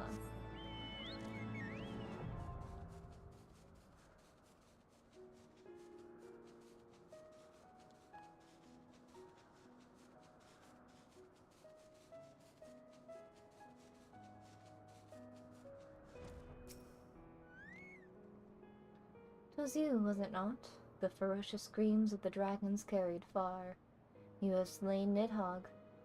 What more could you desire from this place? Will you now not allow Heavensward to mourn the death of his kin in peace? Spare us your sanctimonious judgment, Ice Maiden. We have a gift for the Great Worm and a mystery that can no longer lie buried. Lady Iceheart, the Dragon Song War was all but consumed your life and claimed many of your followers. 'Tis time you learned the truth of its beginning, the whole truth, that we may at least bring this bitter conflict to an end. Sound the horn, warrior of light."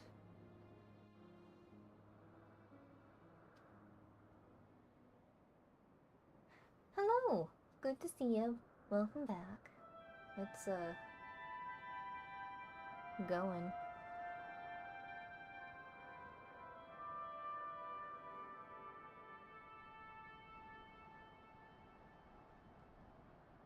The moogles never taught me what tune to play, so how I know to toot into that horn is beyond me.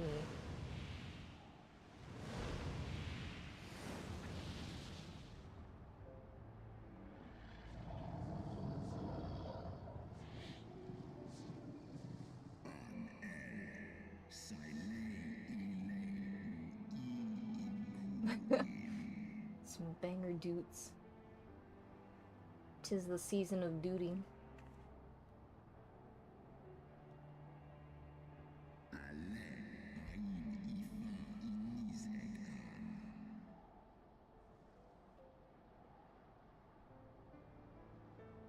You mean the moment I prized your eye from his head?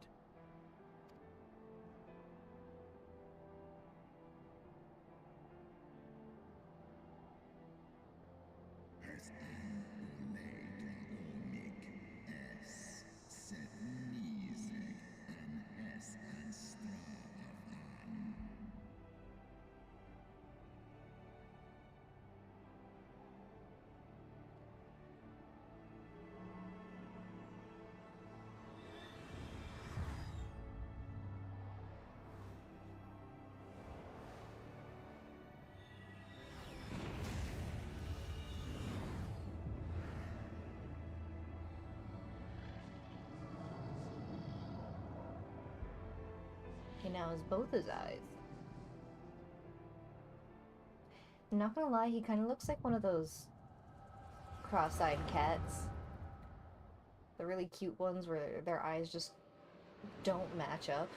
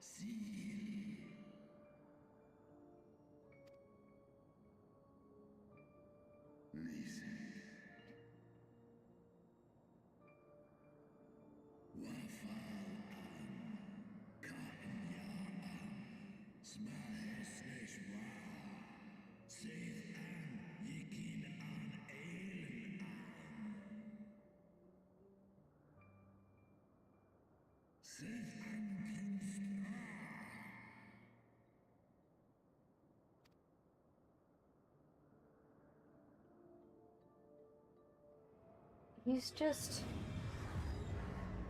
that cat. The Ma! Ma, it's in the backyard again! I don't actually remember the name of the video, but it's just like a really ugly cat where it's just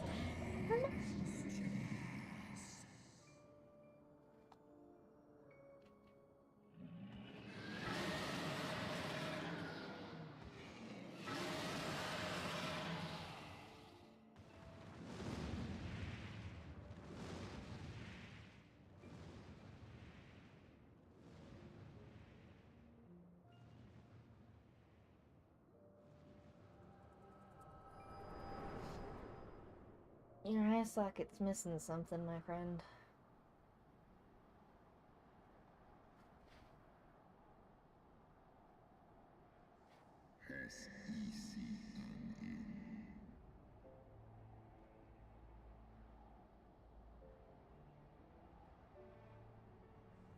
It was yours. Your strength that sustained Nidhogg all these years. Would that Haldreth had dealt the worm a killing blow.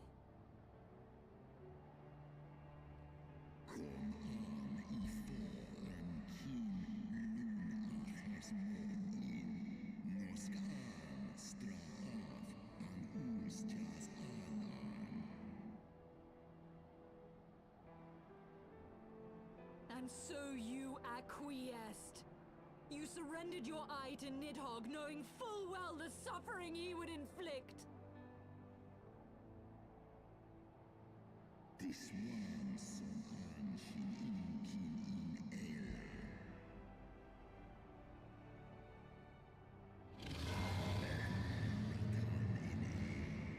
Escros miseg lis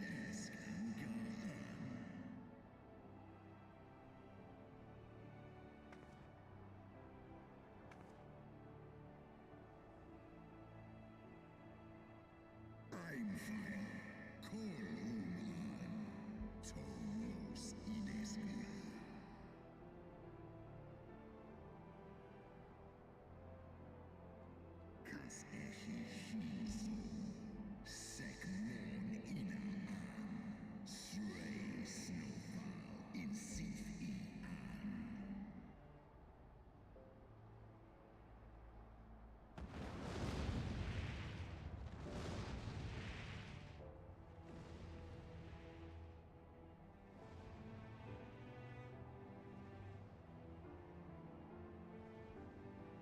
bad boy.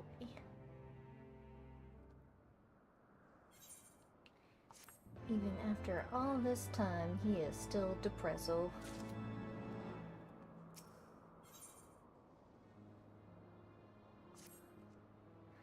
Though he lifted not a single claw, 'twould seem that Heavensward wreaked his own manner of vengeance against us. Yeah, I'd say so.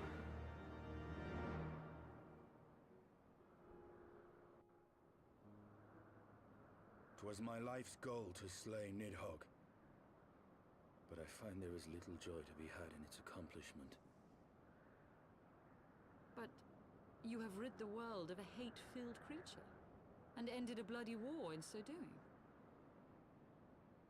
I lost my family to Nidhogg's flames, and 'twas with fury in my heart that I took up the lance. Every blow I struck in the name of vengeance. We were not so different, he and I will not judge you for your deeds. I have not the right. Too many innocents have perished in the name of my greater good. Yet even with all that has passed, the tale is incomplete.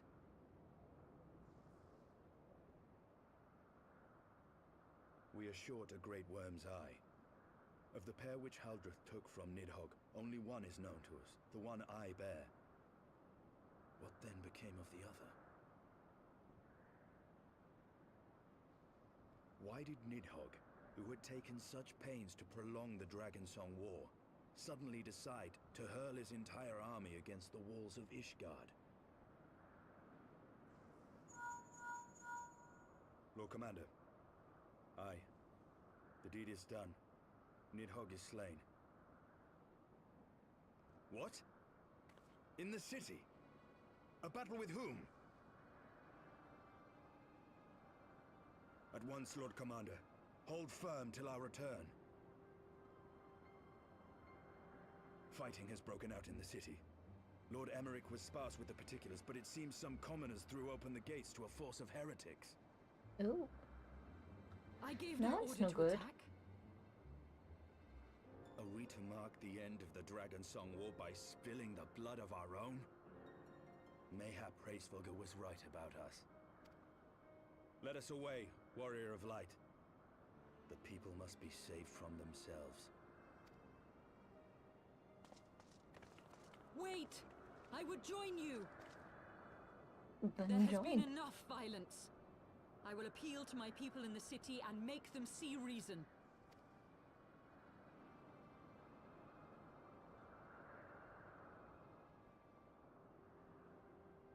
Come then, Lady Iceheart. Let us write the final chapter in this damnable war.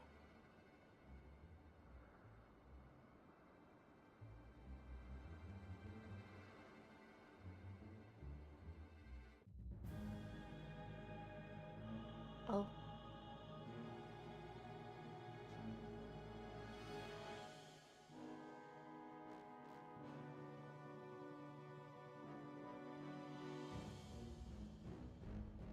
A small army of heretics has invaded the city, Your Eminence. But there is no cause for concern. A sizable contingent of our soldiers is already in place to repel the Dravanian assault, and the intruders will soon find themselves outnumbered and outmatched. Our plans proceed apace, then? Yes, Your Eminence. This unrest shall serve to feed the people's fear of the heretics and the dragons both. Oh. And lend renewed fervor to their prayers for deliverance. Very good. Grant our guests what time they need to sow a measure of chaos, then order the Temple Knights to crush them. Your will be done.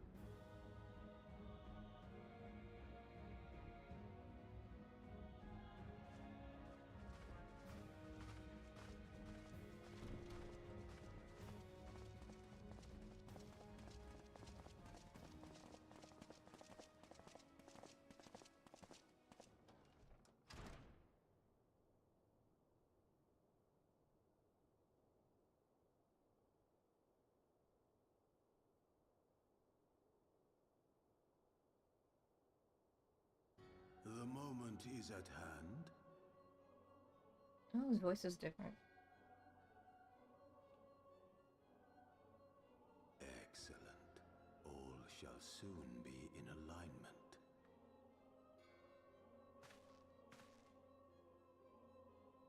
It is time for the bringer of light to die. I don't know about that one, Chief.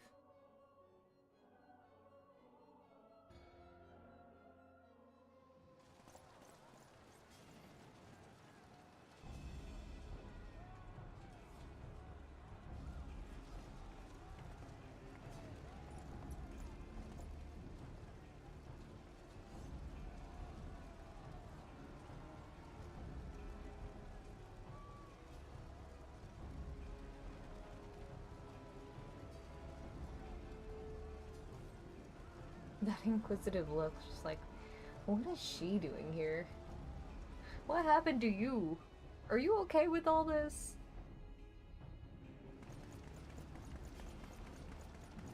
There!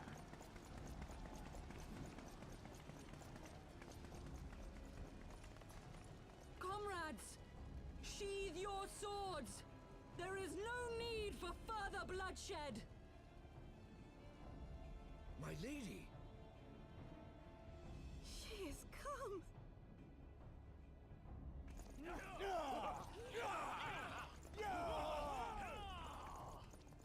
Hear me, brothers and sisters! The war is ended! Nidhogg is no more!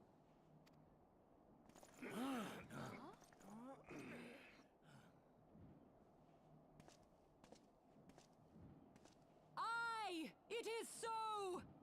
This adventurer and the Azure Dragoon laid the Great Worm low!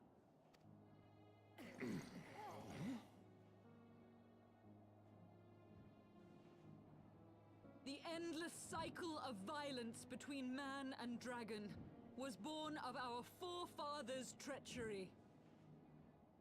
You have followed me, bled with me, to bring this truth to light that we might all know peace. But Nidhogg is dead. Nidhogg is dead, my friends! He who bore such hatred towards Ishgard is dead! Say it again, for those in the back. Let his hatred die with him, I say! Let us sheathe our swords and go in peace! Have we lost? No, my friend! Far from it! At long last, the peace for which we have so desperately fought is within our grasp. And I, for one, would not forsake it.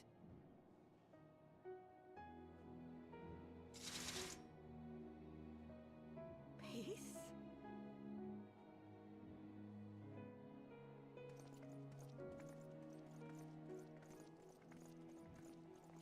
He looks so angry walking along, just like, damn it!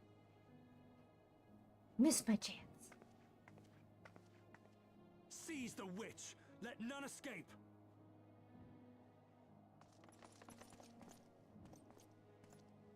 Providing aid and succor to the wounded should be our first concern.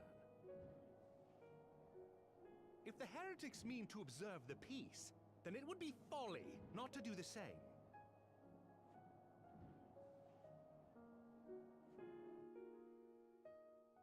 Yeah. It's like, we're so close. I was gonna have my moment, my moment of cool.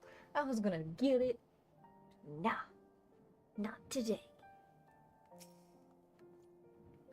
That was rather too close for comfort, but 'twould seem that the calm is returning to the streets. My mind, however, yet clamors with 1,000 questions. You returned to Ishgard in the oddest of company, my friend. I know, I'm just that cool. I don't know how I feel about that. That one's not too bad, but I still don't need it. I don't need it.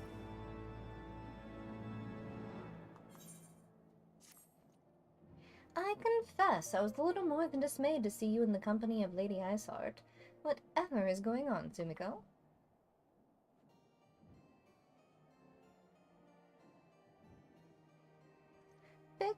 Warden, you traveled to the Churning Mist together, along with the Stinian?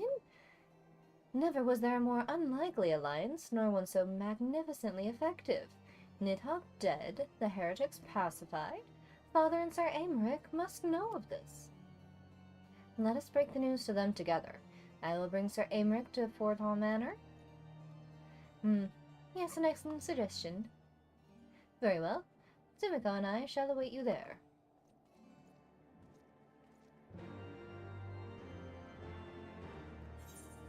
Cool.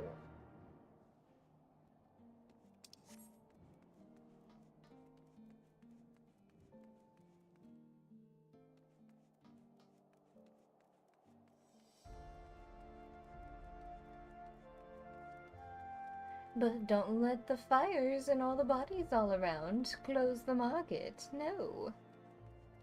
That would be folly.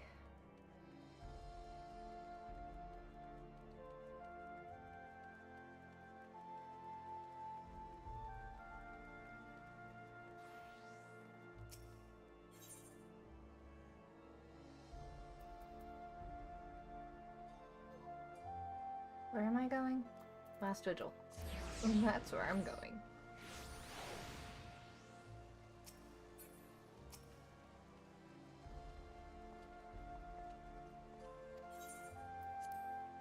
Inside we go.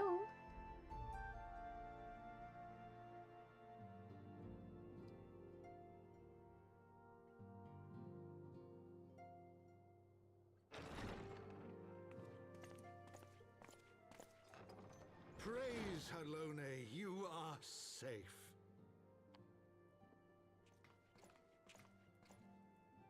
My safety was never in doubt, Father. For I had the Azure Dragoon and the Warrior of Light by my side.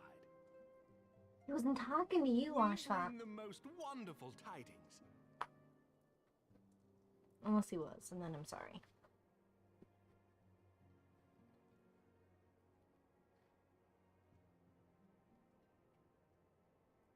The infamous Lady Iceheart, here in Ishgard?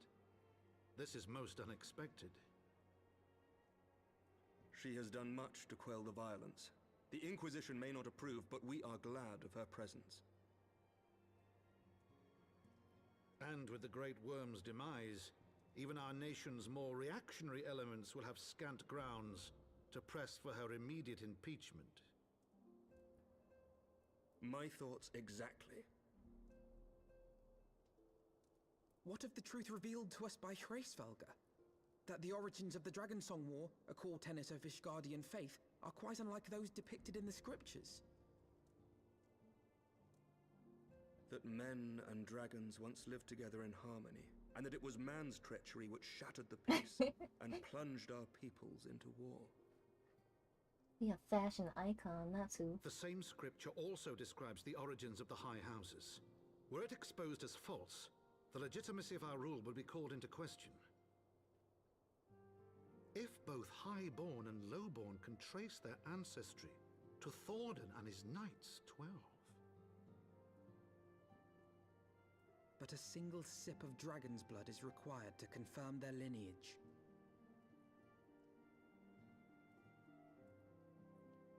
If the Holy See knew of this and chose to remain silent, their crimes are grievous indeed. Regardless, this state of affairs cannot be allowed to continue.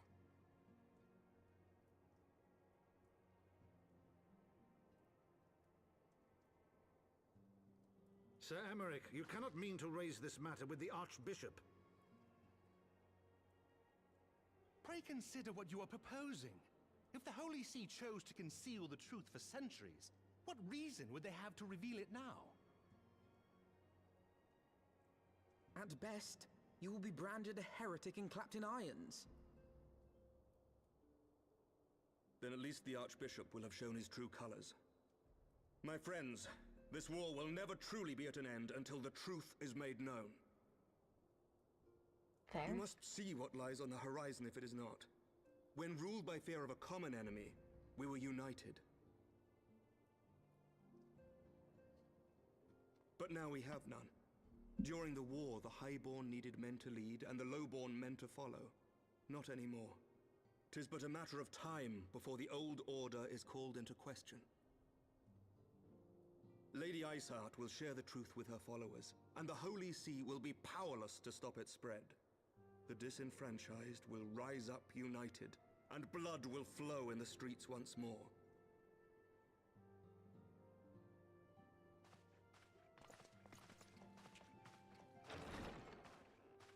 A divided Ishgard will not survive.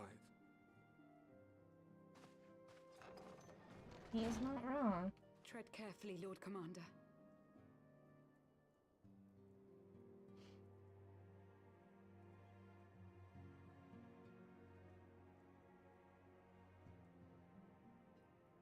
My lady, is it wise to let him go? I sympathize with the Lord Commander's desire for reform, but to approach the Archbishop in this manner bespeaks an idealism to which I did not think Sir Emeric prone. Though he comports himself as a realist, he has long dreamt of reform. 'Twas that idealism which first drew me to him, that which made me swear an oath to serve. We must not think of ways to hinder his cause, but rather ways to aid it, even should the Holy See cry heresy. You cannot mean... If the Lord Commander does not return from the vault at the appointed hour, I mean to go and fetch him. Have care, my lady. Your words border on treason. Should they reach the wrong ears, you will be declared an enemy of Ishgard. That is a risk I am willing to take. Lest you forget, my lord, I am not born of this land. My loyalty is to the Lord Commander alone. But I speak only of what may come to pass. If the rumors regarding his heritage are to be believed, we have naught to fear.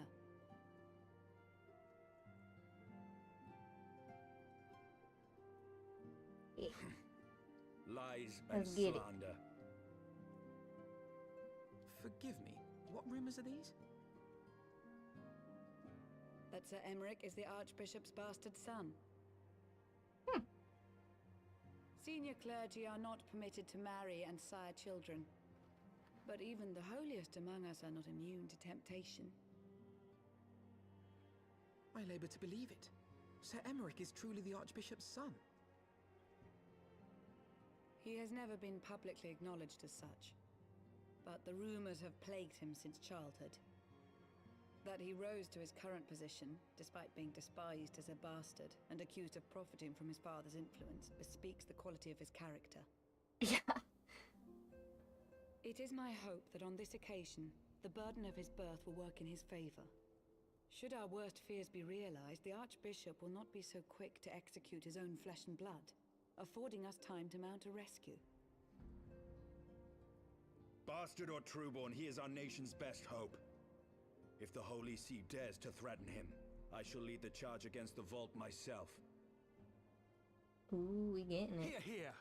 The future of Ishgard rests on Sir Emeric's shoulders. I too will do mine utmost to aid his cause. Orshafon, be reasonable. They're but two peas in a pod. A knight lives to serve, Father. To aid those in need. The people need Sir Emeric more than ever, and we may be his only hope. There is no greater calling for a knight than to save the life of his fellow man.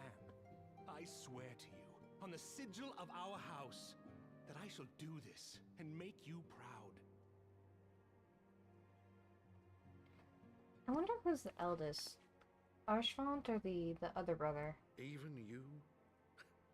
Romantic, reckless fools, the lot of you. So be it. Make your preparations.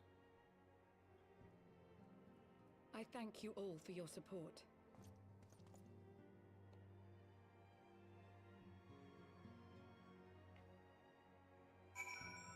Is it him or is it... Oh, he's not even in here. Huh.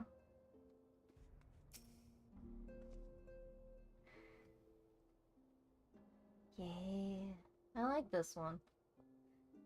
Though your assistance is most welcome, I fear it will not be enough. Few as we are, we will struggle to reach the Lord Commander.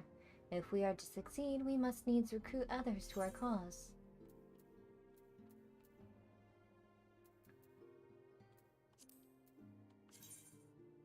Ooh. No, thank you.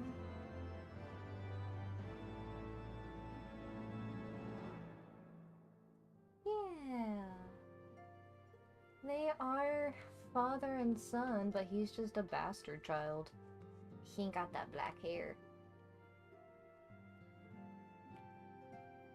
But look at this. Look at this tall boy.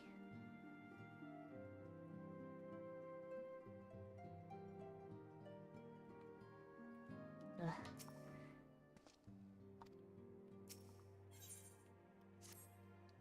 We're focusing. But how are we to carry out this bold endeavor? Even with an army of knights at our backs, a direct assault on the vault seems unlikely to succeed. You are correct, Master Alfno. Not even the assembled might of House Forton, the Temple Knights, would be sufficient. With the support of another party, however, we may yet stand a chance. You speak of one of the other high houses? Precisely the opposite. I speak of the revolutionaries rumored to reside in the Broom. 'Twas these disgruntled Ishgardians who opened the gates of our city to the heretics, I believe. But of course, if their hatred of the Holy See drives them to such deeds, they might as well be persuaded to assist in SquareEnix's rescue. Knowing the truth, he would lay bare. Such is my hope, Master Alfino, and I would have you and Sumiko reach out to them. As Temple Knight and sworn servant of the Holy See, many overtures I make are doomed to fail. But as outsiders, the two of you may receive a warmer welcome. Very well, we shall seek out the leaders of these revolutionaries and make our case. My thanks, Estinian. Will your brothers heed your command if you order them to stand aside? The dragoons have no love for politics, my lady. They will gladly watch and wait while the highborn fight amongst themselves. How very wise. Sumiko, we should hurry to the Forgotten Knight. Taru may have knowledge of the revolutionaries.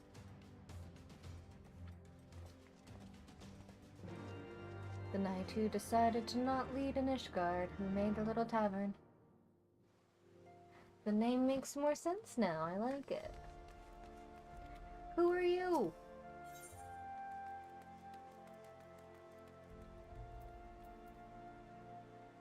Where does this one go? Hello?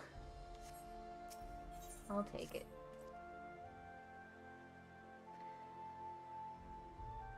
I can't even begin to pronounce that name. Surprised to see none of the Rose Knights from Camp Cloudtop in attendance. Not that they should abandon the camp, mind you, but at the very least I expected to see Rentremont, or perhaps Lady Linnea, in attendance. I'm sure she has her reasons for not attending, but Rentremont is a dear friend of mine, and I know how he cared for the Sir. They worked quite closely together for many years, down to the very end. Which is why I want you to present this to him, a battle standard raised during the ceremony. I'm certain he would have attended if he could, and at the very least I think he would appreciate a memento from the ceremony.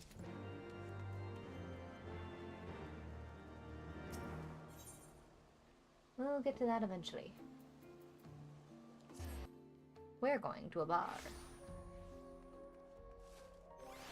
And if we're going to a bar, that seems appropriate.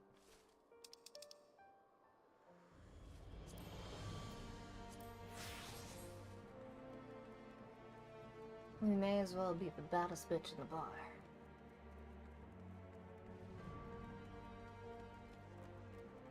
Oh wait, where am I going? Yeah.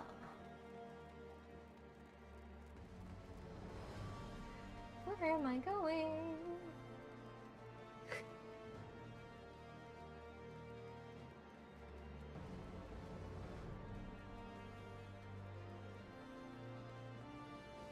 There's a way to get there from over here.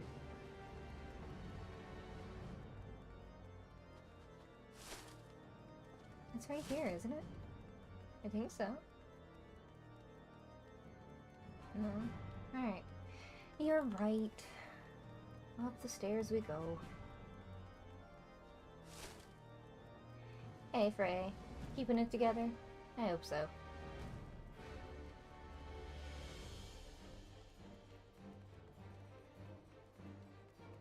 There's a way out downstairs, I just don't remember which out is where.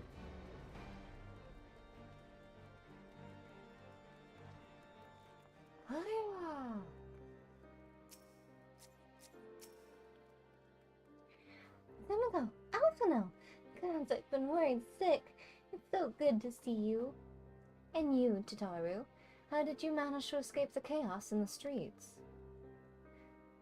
Gabrillamon and the others barricaded the doors until the heretics left.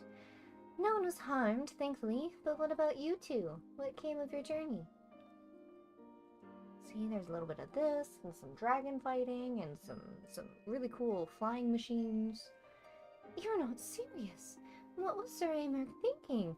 I mean, the way you two talk about him, I wouldn't have believed. Anyway, I've heard rumors that of the people you're looking for, but I doubt they'll be of much use.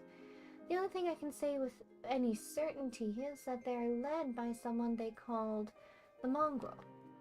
A queer moniker, if ever I have heard one, but mayhap it will make the individual in question easier to find.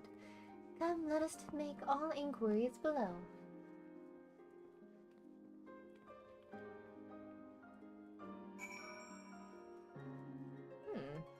Okay. These way? That's what I thought. Oh, yeah. Gotta go up the stairs and around the way and through the tube.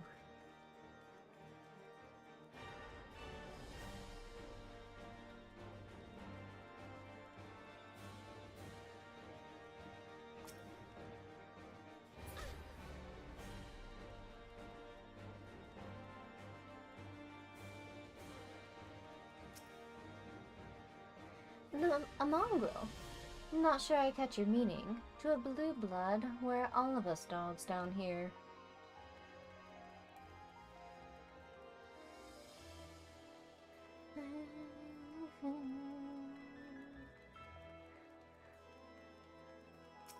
You, sir.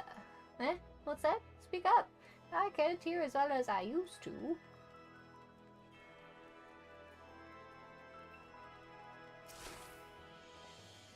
I don't know a goddamn thing about the mongrel, but if I did, you can be sure I wouldn't tell you. That's not nice. Stop throwing snowballs at me. Rude.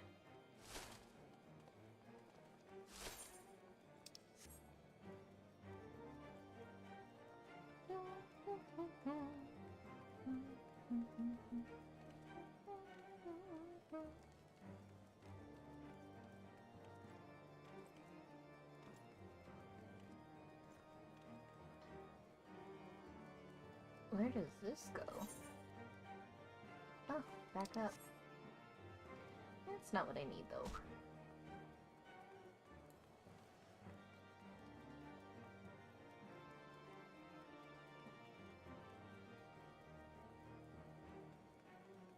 Bricked.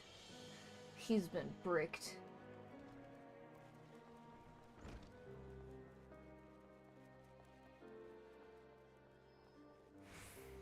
Excuse me. Is he still outside? Sir, why are you still outside?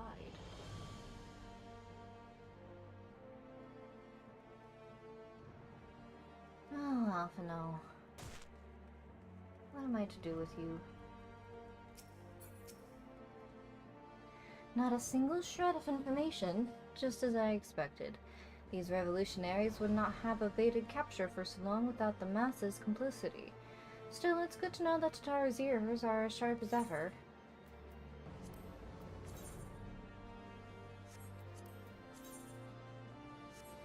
Eh.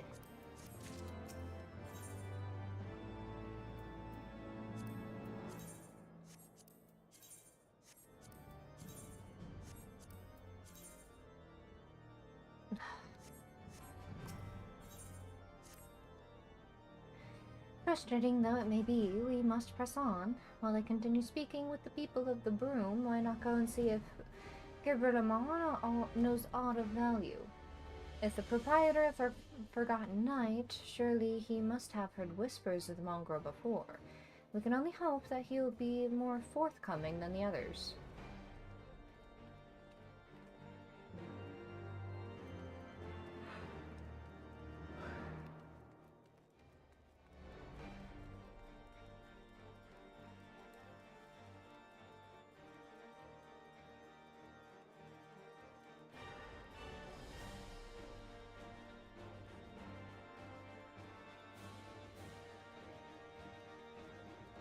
Bricked.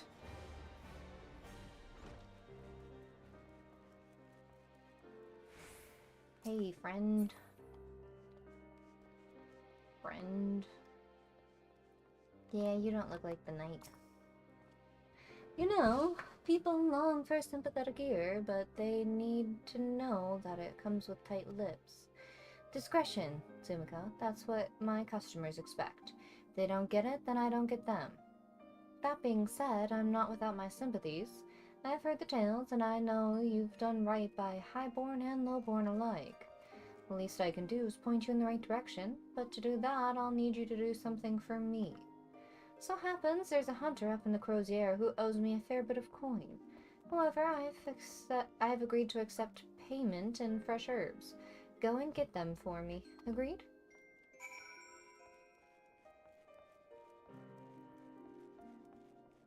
Got me acting as an errand girl now.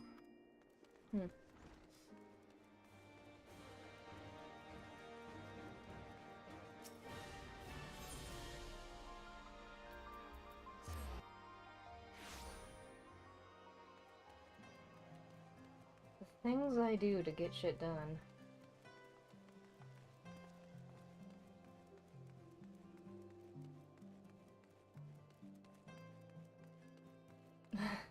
I need them secrets.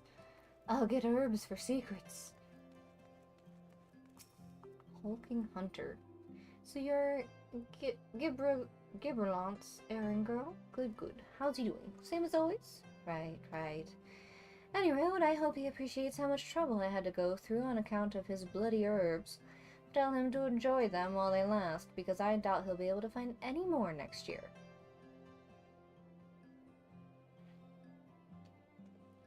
Are they special kind of herbs? Are they spicy kind of herbs?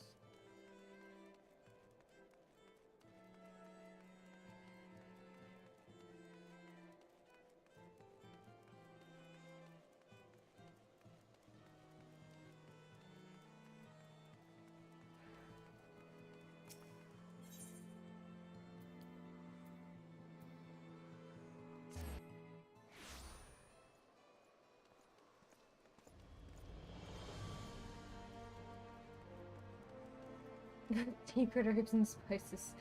Yes. Yes, we have unlocked the Colonel's, what is it? 21 herbs and spices? No. It's 23 and that's Dr. Pepper.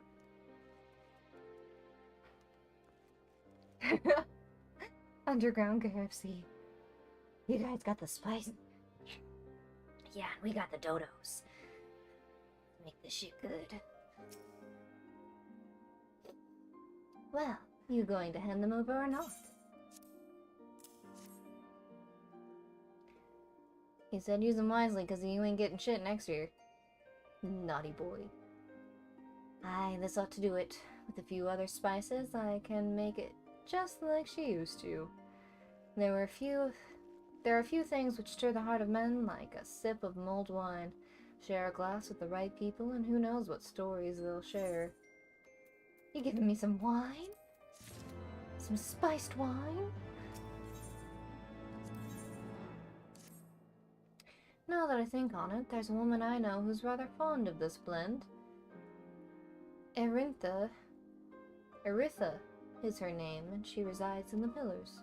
She's a maidservant to some noble house or other, I forget. Anyway, be a shame if she didn't get to try this wine. Why not give her a bottle?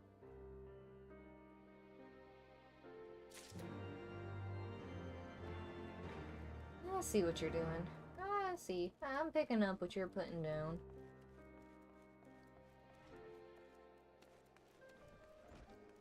Yeah. Tough shame if she didn't get to try some mulled wine as a maidservant and all.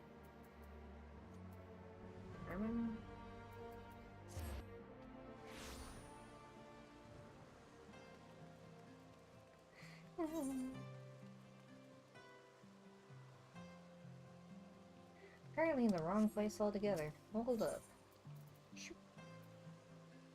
No, nice spot. Oops.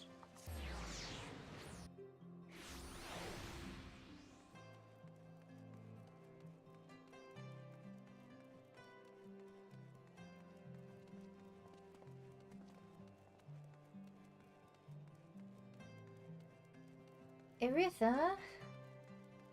Hey, ignore him. I need your attention.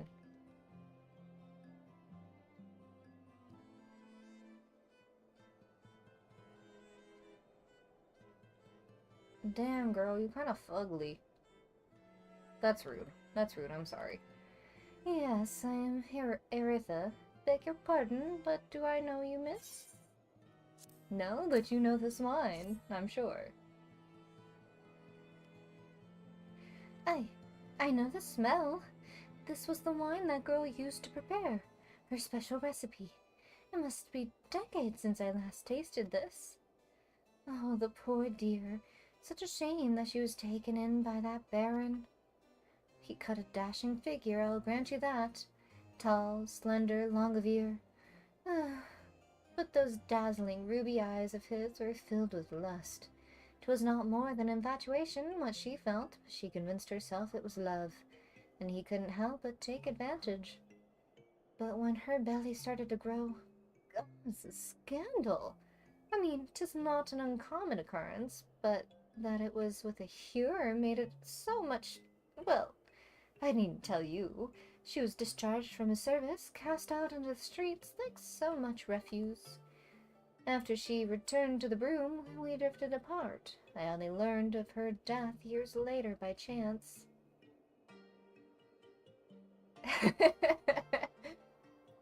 Well, I mean, who doesn't like some... He's got some short ears. He's not long of ear. He's a little lacking.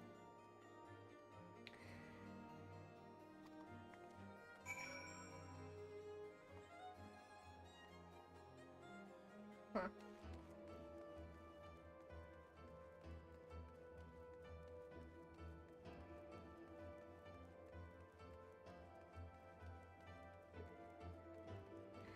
But hey, with an ear fetish, you wouldn't even have to worry about asking someone to enrobe. As long as they're not wearing a hat or have their hair down, it's just free pickings. You can ogle as much as you want and no one's gonna care.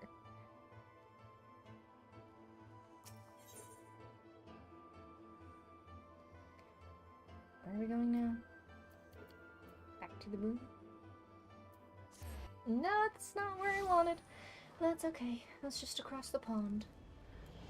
It's just across the way.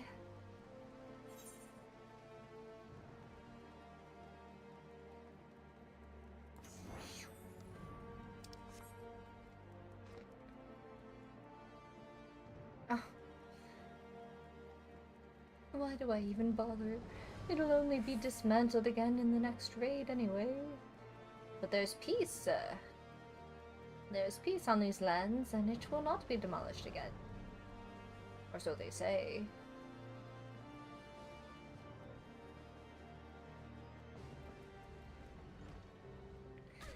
There is a fetish for anything. So the amorous nobleman beds his maidservant, then casts her aside when the seed takes root. Not the most original tale, is it? Cold comfort for the women and children who live it, though.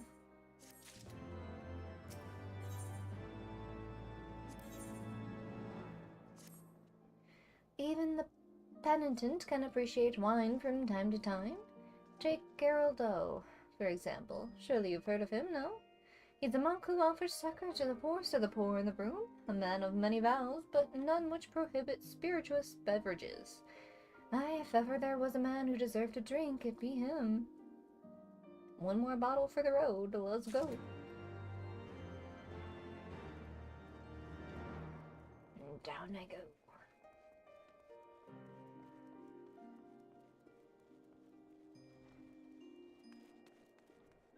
Down into the depths.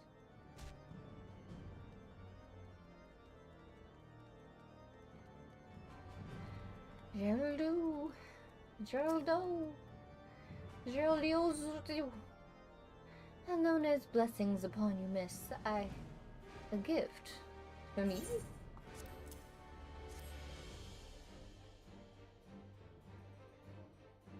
The scent, how reminiscent of a wine once made by a dear old friend. May her soul rest in peace. Forsaken by her family, she toiled tirelessly to feed and clothe her child. Yet somehow she found time to help me tend to those in even worse circumstances. So compassionate she was, so full of love for her fellow man. 'Twas love which gave her child strength to endure the scorn of the other younglings. Ah, that little lass, bless her heart, she couldn't help what she was. Eventually she won them over, but those first few years were trying, even more so when she had to start fending for herself. I remember days she spent standing on the wall, raven black hair flowing in the wind, staring out as if searching for her mother's face in the mist. 11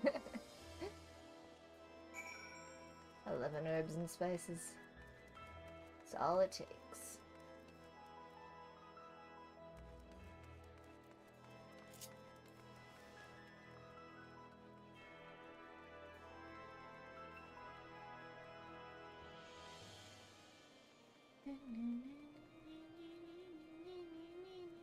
I almost fell down, and then I would have been sad.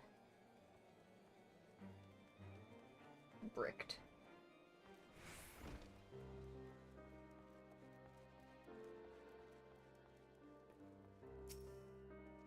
She was a remarkable woman, Sumiko.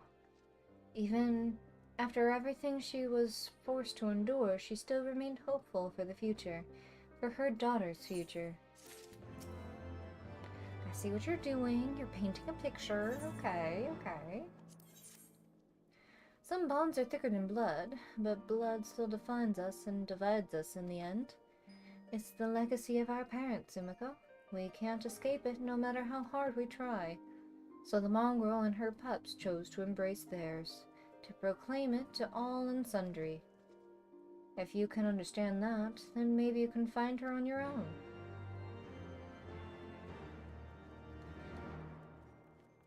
If her father was a highborn, and she has black hair, is she but another bastard of Edmund's?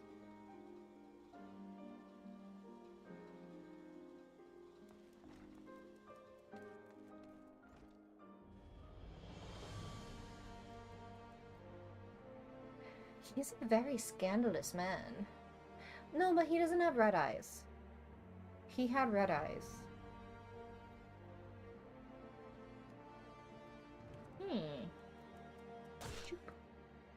My knees!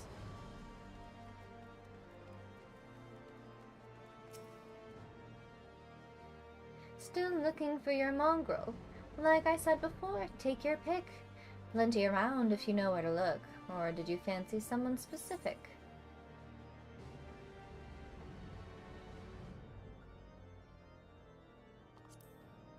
Oh, someone's got unusual tastes.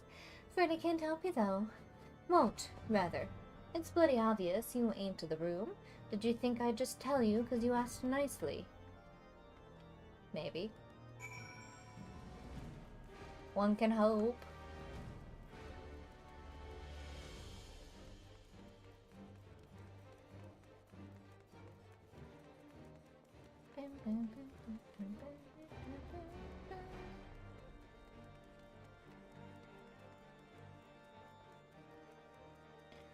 Hey dude, it didn't work.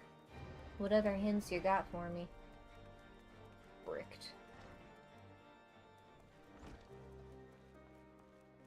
Oh. Helpful note. Have you made any progress, Sumiko? I know who I'm looking for, well, at least what they look for, like. I just haven't found them yet. So our mongrel was born of an Elysian nobleman and a Huron's maidservant. Granted, it is no location, but it is far more information than we had before. Yes, now that her striking features are known to us, mayhap we need only remain vigilant.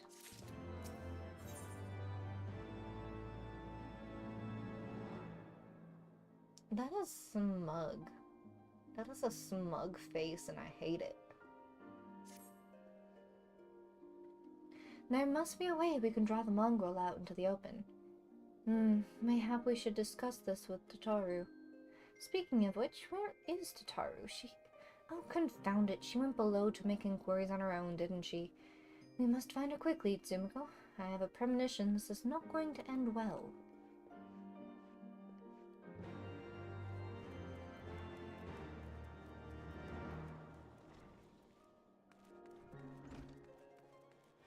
I see in my mind's eye exactly where I must stand to know from where Tataru has come. Wherefore?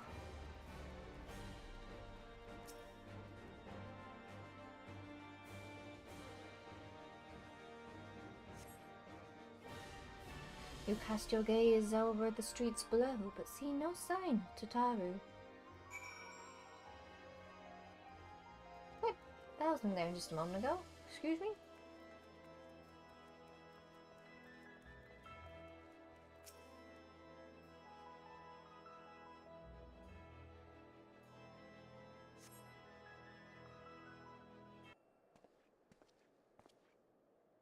She must be around here somewhere. I take it you've had no luck either. Nope.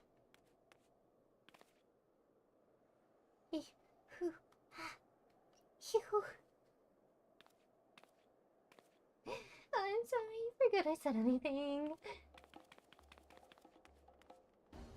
Wait, down there. Isn't that Tataru? Those men are chasing her. Quickly, Tsumiko, after them. You got it, Chief. Gonna stone them black and blue. They're gonna mash that potato. Where do you think you're going, Missy?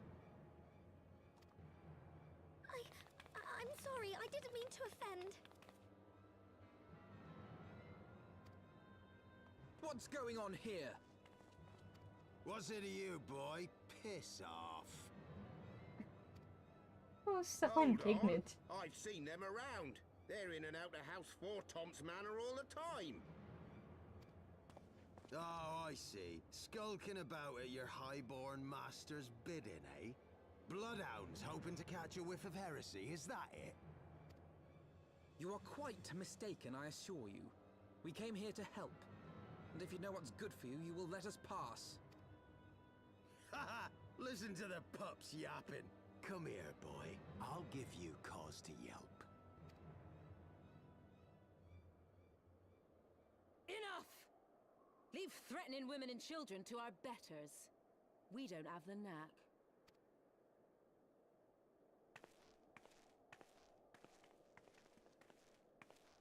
There she is. Hilda!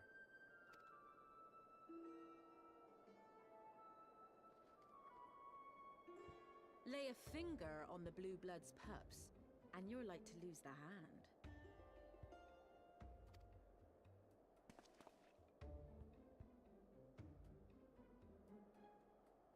And often I get called on by glorious heroes like yourself. So tell me, what have I done to deserve you?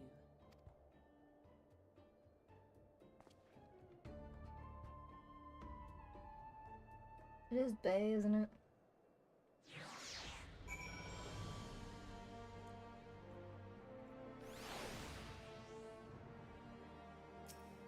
Miss Hilda, before you start, let's get somewhere a bit more private, eh? The Forgotten Knights, eh? Don't mind if I do.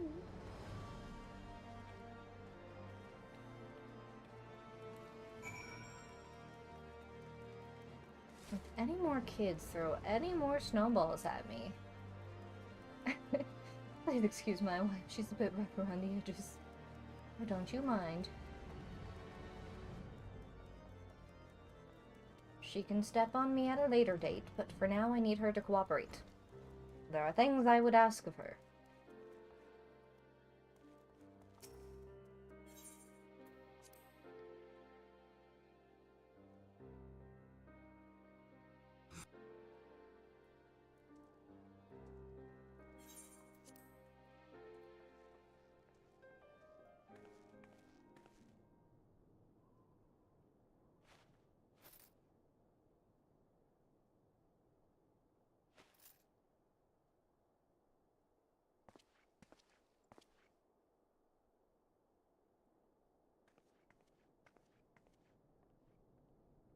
Get out of here. Take the rest of the day off.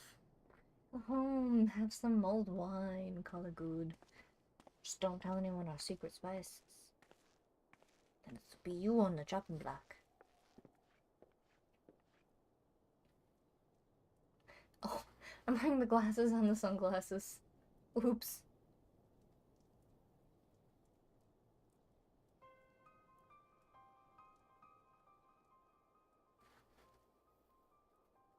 So, while you're on your way to kill Nidhogg, you stumbled on some dirty secrets that the Holy See has been hiding for centuries. Yeah. Eh? What are they on about? The High Houses.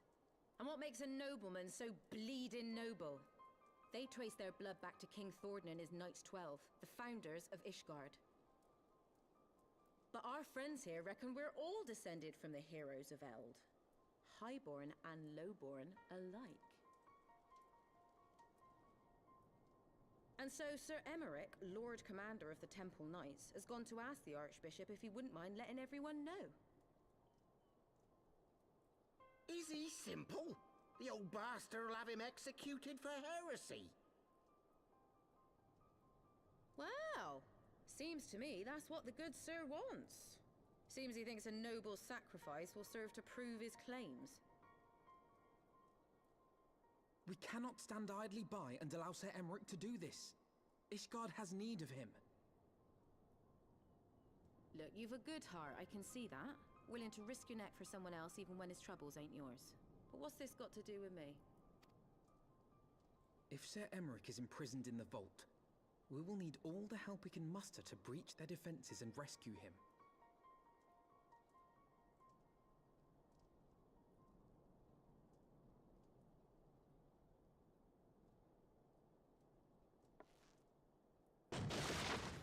What in the hell's...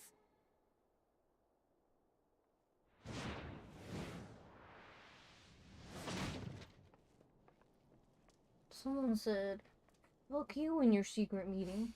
Ah, the unmistakable scent of heresy. Ugh. And what do we have here?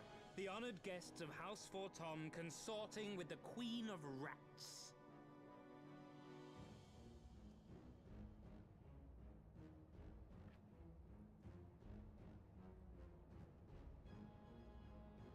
Ooh, plotting insurrection, I shouldn't wonder.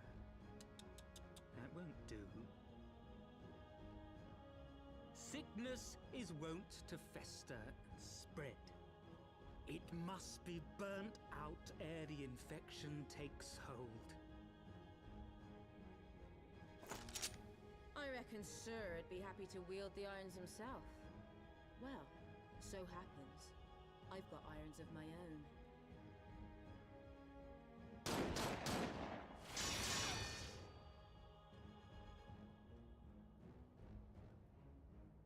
Excuse me?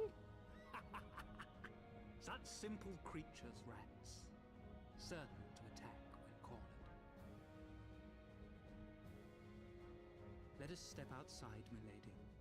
In here your toys could hurt someone.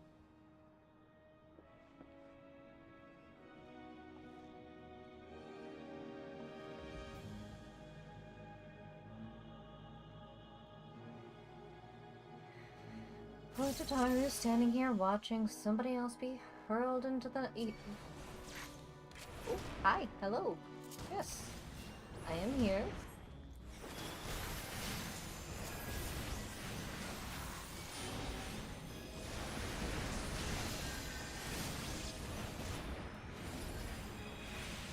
Right there!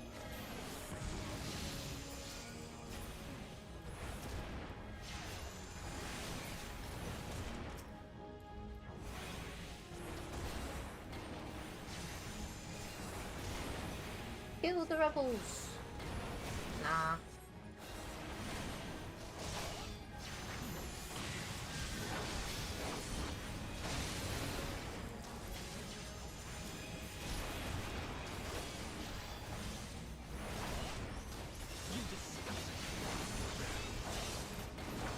And I'm okay with that. I don't want to please you.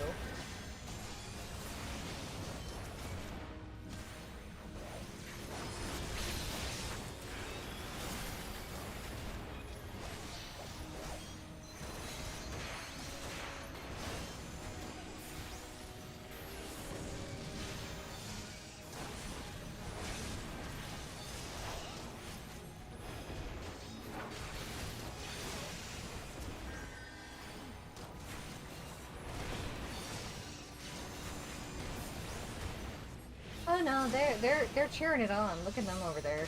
They're just like, hell yeah, get it.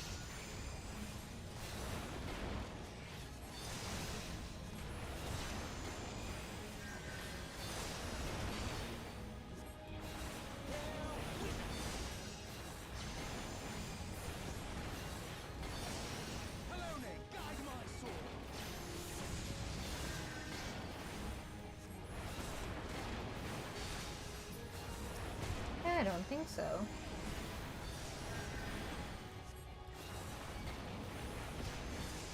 Filthy Rex!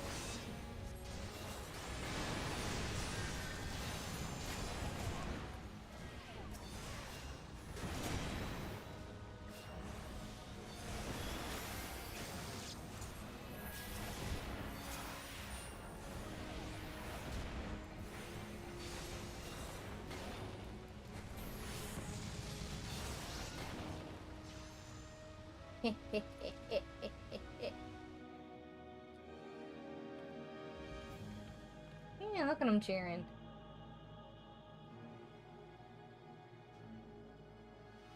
There's no denying your gifts. A well-deserved reputation indeed. GG, easy. Enough!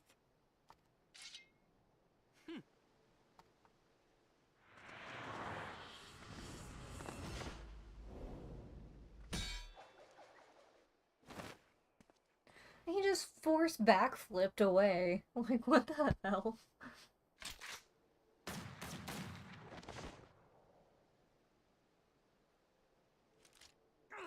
Lucky bastard. Nay, 'tis we who are lucky. Had we fought on, 'twas but a matter of time before our conflict claimed the life of an innocent bystander.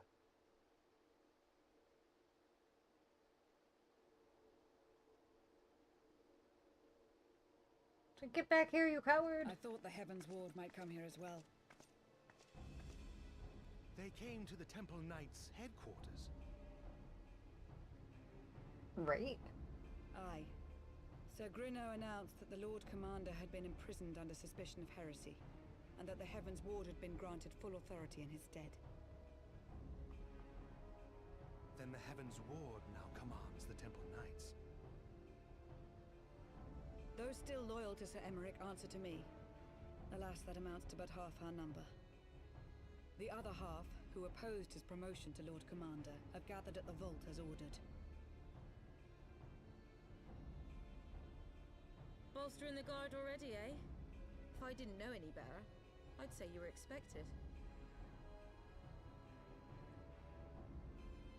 I take it you're in charge around here? Hilda. And yes, the young master was just persuading me to join his lost cause. Convincing little beggar, isn't he?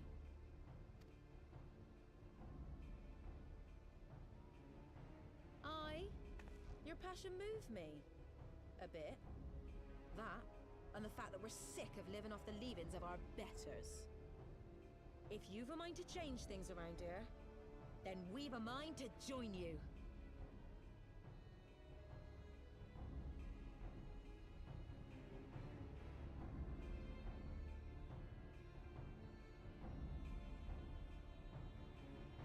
Thinking on it, we can do backflips like that as our red mage. Maybe not that dramatic, but we can still do a backflip.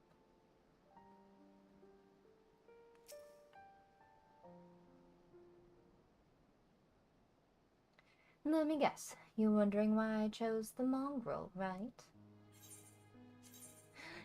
No! I just wanted to not auto-skip the words. Alright, that's fine. Oh wait, decline. I can try again. And do it right this time. No, this one. Yes. Ha! Hey! Because it's what I am, and I'm not ashamed of it. Not anymore. Besides, even my pure-blood pups have more in common with me than the lords and ladies on high. They none of them are, well, well-bred. Well, some of their mothers were cast out after a spot of fun, same as mine. Story old as time, and one we're sick of hearing, which is why we took up arms. Not that we mean to hold all the blue bloods accountable. Some have done right by us, I'll allow, like them in House Helionar. Of course, you'd know all about that, wouldn't you? But enough talk. Your friends are still rotting in a cell. Let's not keep him waiting.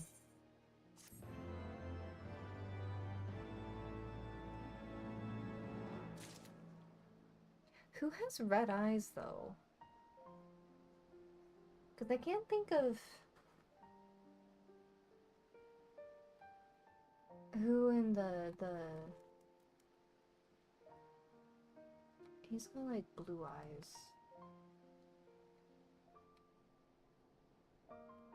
Who in the high houses has red eyes?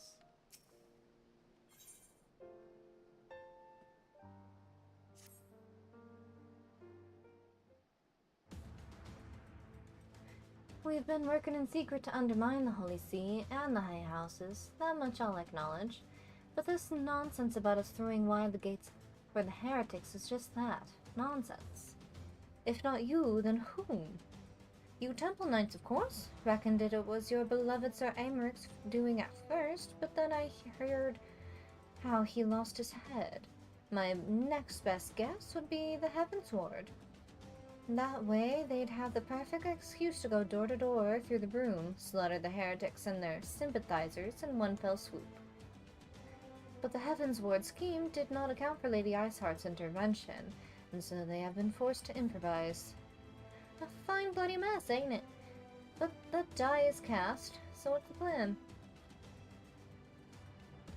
We must divert the attention to the high houses away from the city, and to do that, we need the cooperation of your allies in their service. What makes you think I have friends in high places? You would be fools not to, given your goals. Low-born knights are ideal recruits. You swore fealty only out of desire for a better life. If offered an opportunity to shed the yoke and live for themselves, who among them would not at least be tempted to take it? Rare is the man eager to die for a cause he does not hold dear, but it need not come to that this day. If they and their fellow knights are deployed afield and dealt with a new threat, a massing of heretics, for example, then they will be unable to join in the defense of the vault. Huh? Spread false reports of an attack and get them out of harm's way, you mean? The city will not soon forget the heretics' last assault. If the high houses believe another attack is imminent, they will have no choice but to act. Can it be done? Can we trick them into leaving Ishgard? Aye. Can we keep them out for long? Not bloody likely. Make sure you're ready before I send word, because you won't get a second chance at this. Then it is decided. To the vault. The Archbishop must be held accountable. And the Lord Commander granted his liberty.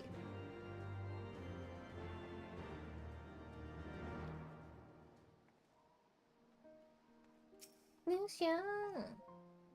Hearken to me, everyone. We have 2 objectives. Rescue Sir Aymeric and apprehend the Archbishop. We will therefore divide our forces into 2 parties. Estinian and I will make ready to breach the underground jail and search for the Lord Commander. We will not move, however, until the second party has entered the vault. I speak of your party, Warrior of Light. Together with Lord Archfont and Master Alphino, for this plan to succeed, you will need to fight your way into the highest levels of the vault, even unto the Archbishop's private chambers. When the Heavensward realize what you intend, they will fly to their master's side, leaving only a token force to guard the jail. Temple Knights loyal to our cause have already secured the entrance to the vault. Once you are within, they will signal to us. If all goes to plan, we shall rejoin you with Sir Aymeric and confront the Archbishop together. Is everyone clear as to their duties? Let us do what must needs be done.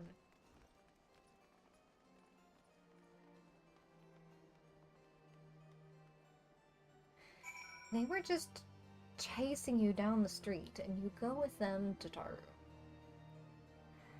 Our brave little potato. Alright, but this is all the time that I have for stream today. Thank you guys for hanging out with me. I do appreciate your company and chatting with me. Big stretch. But I will see you guys all again next week. Goodbye!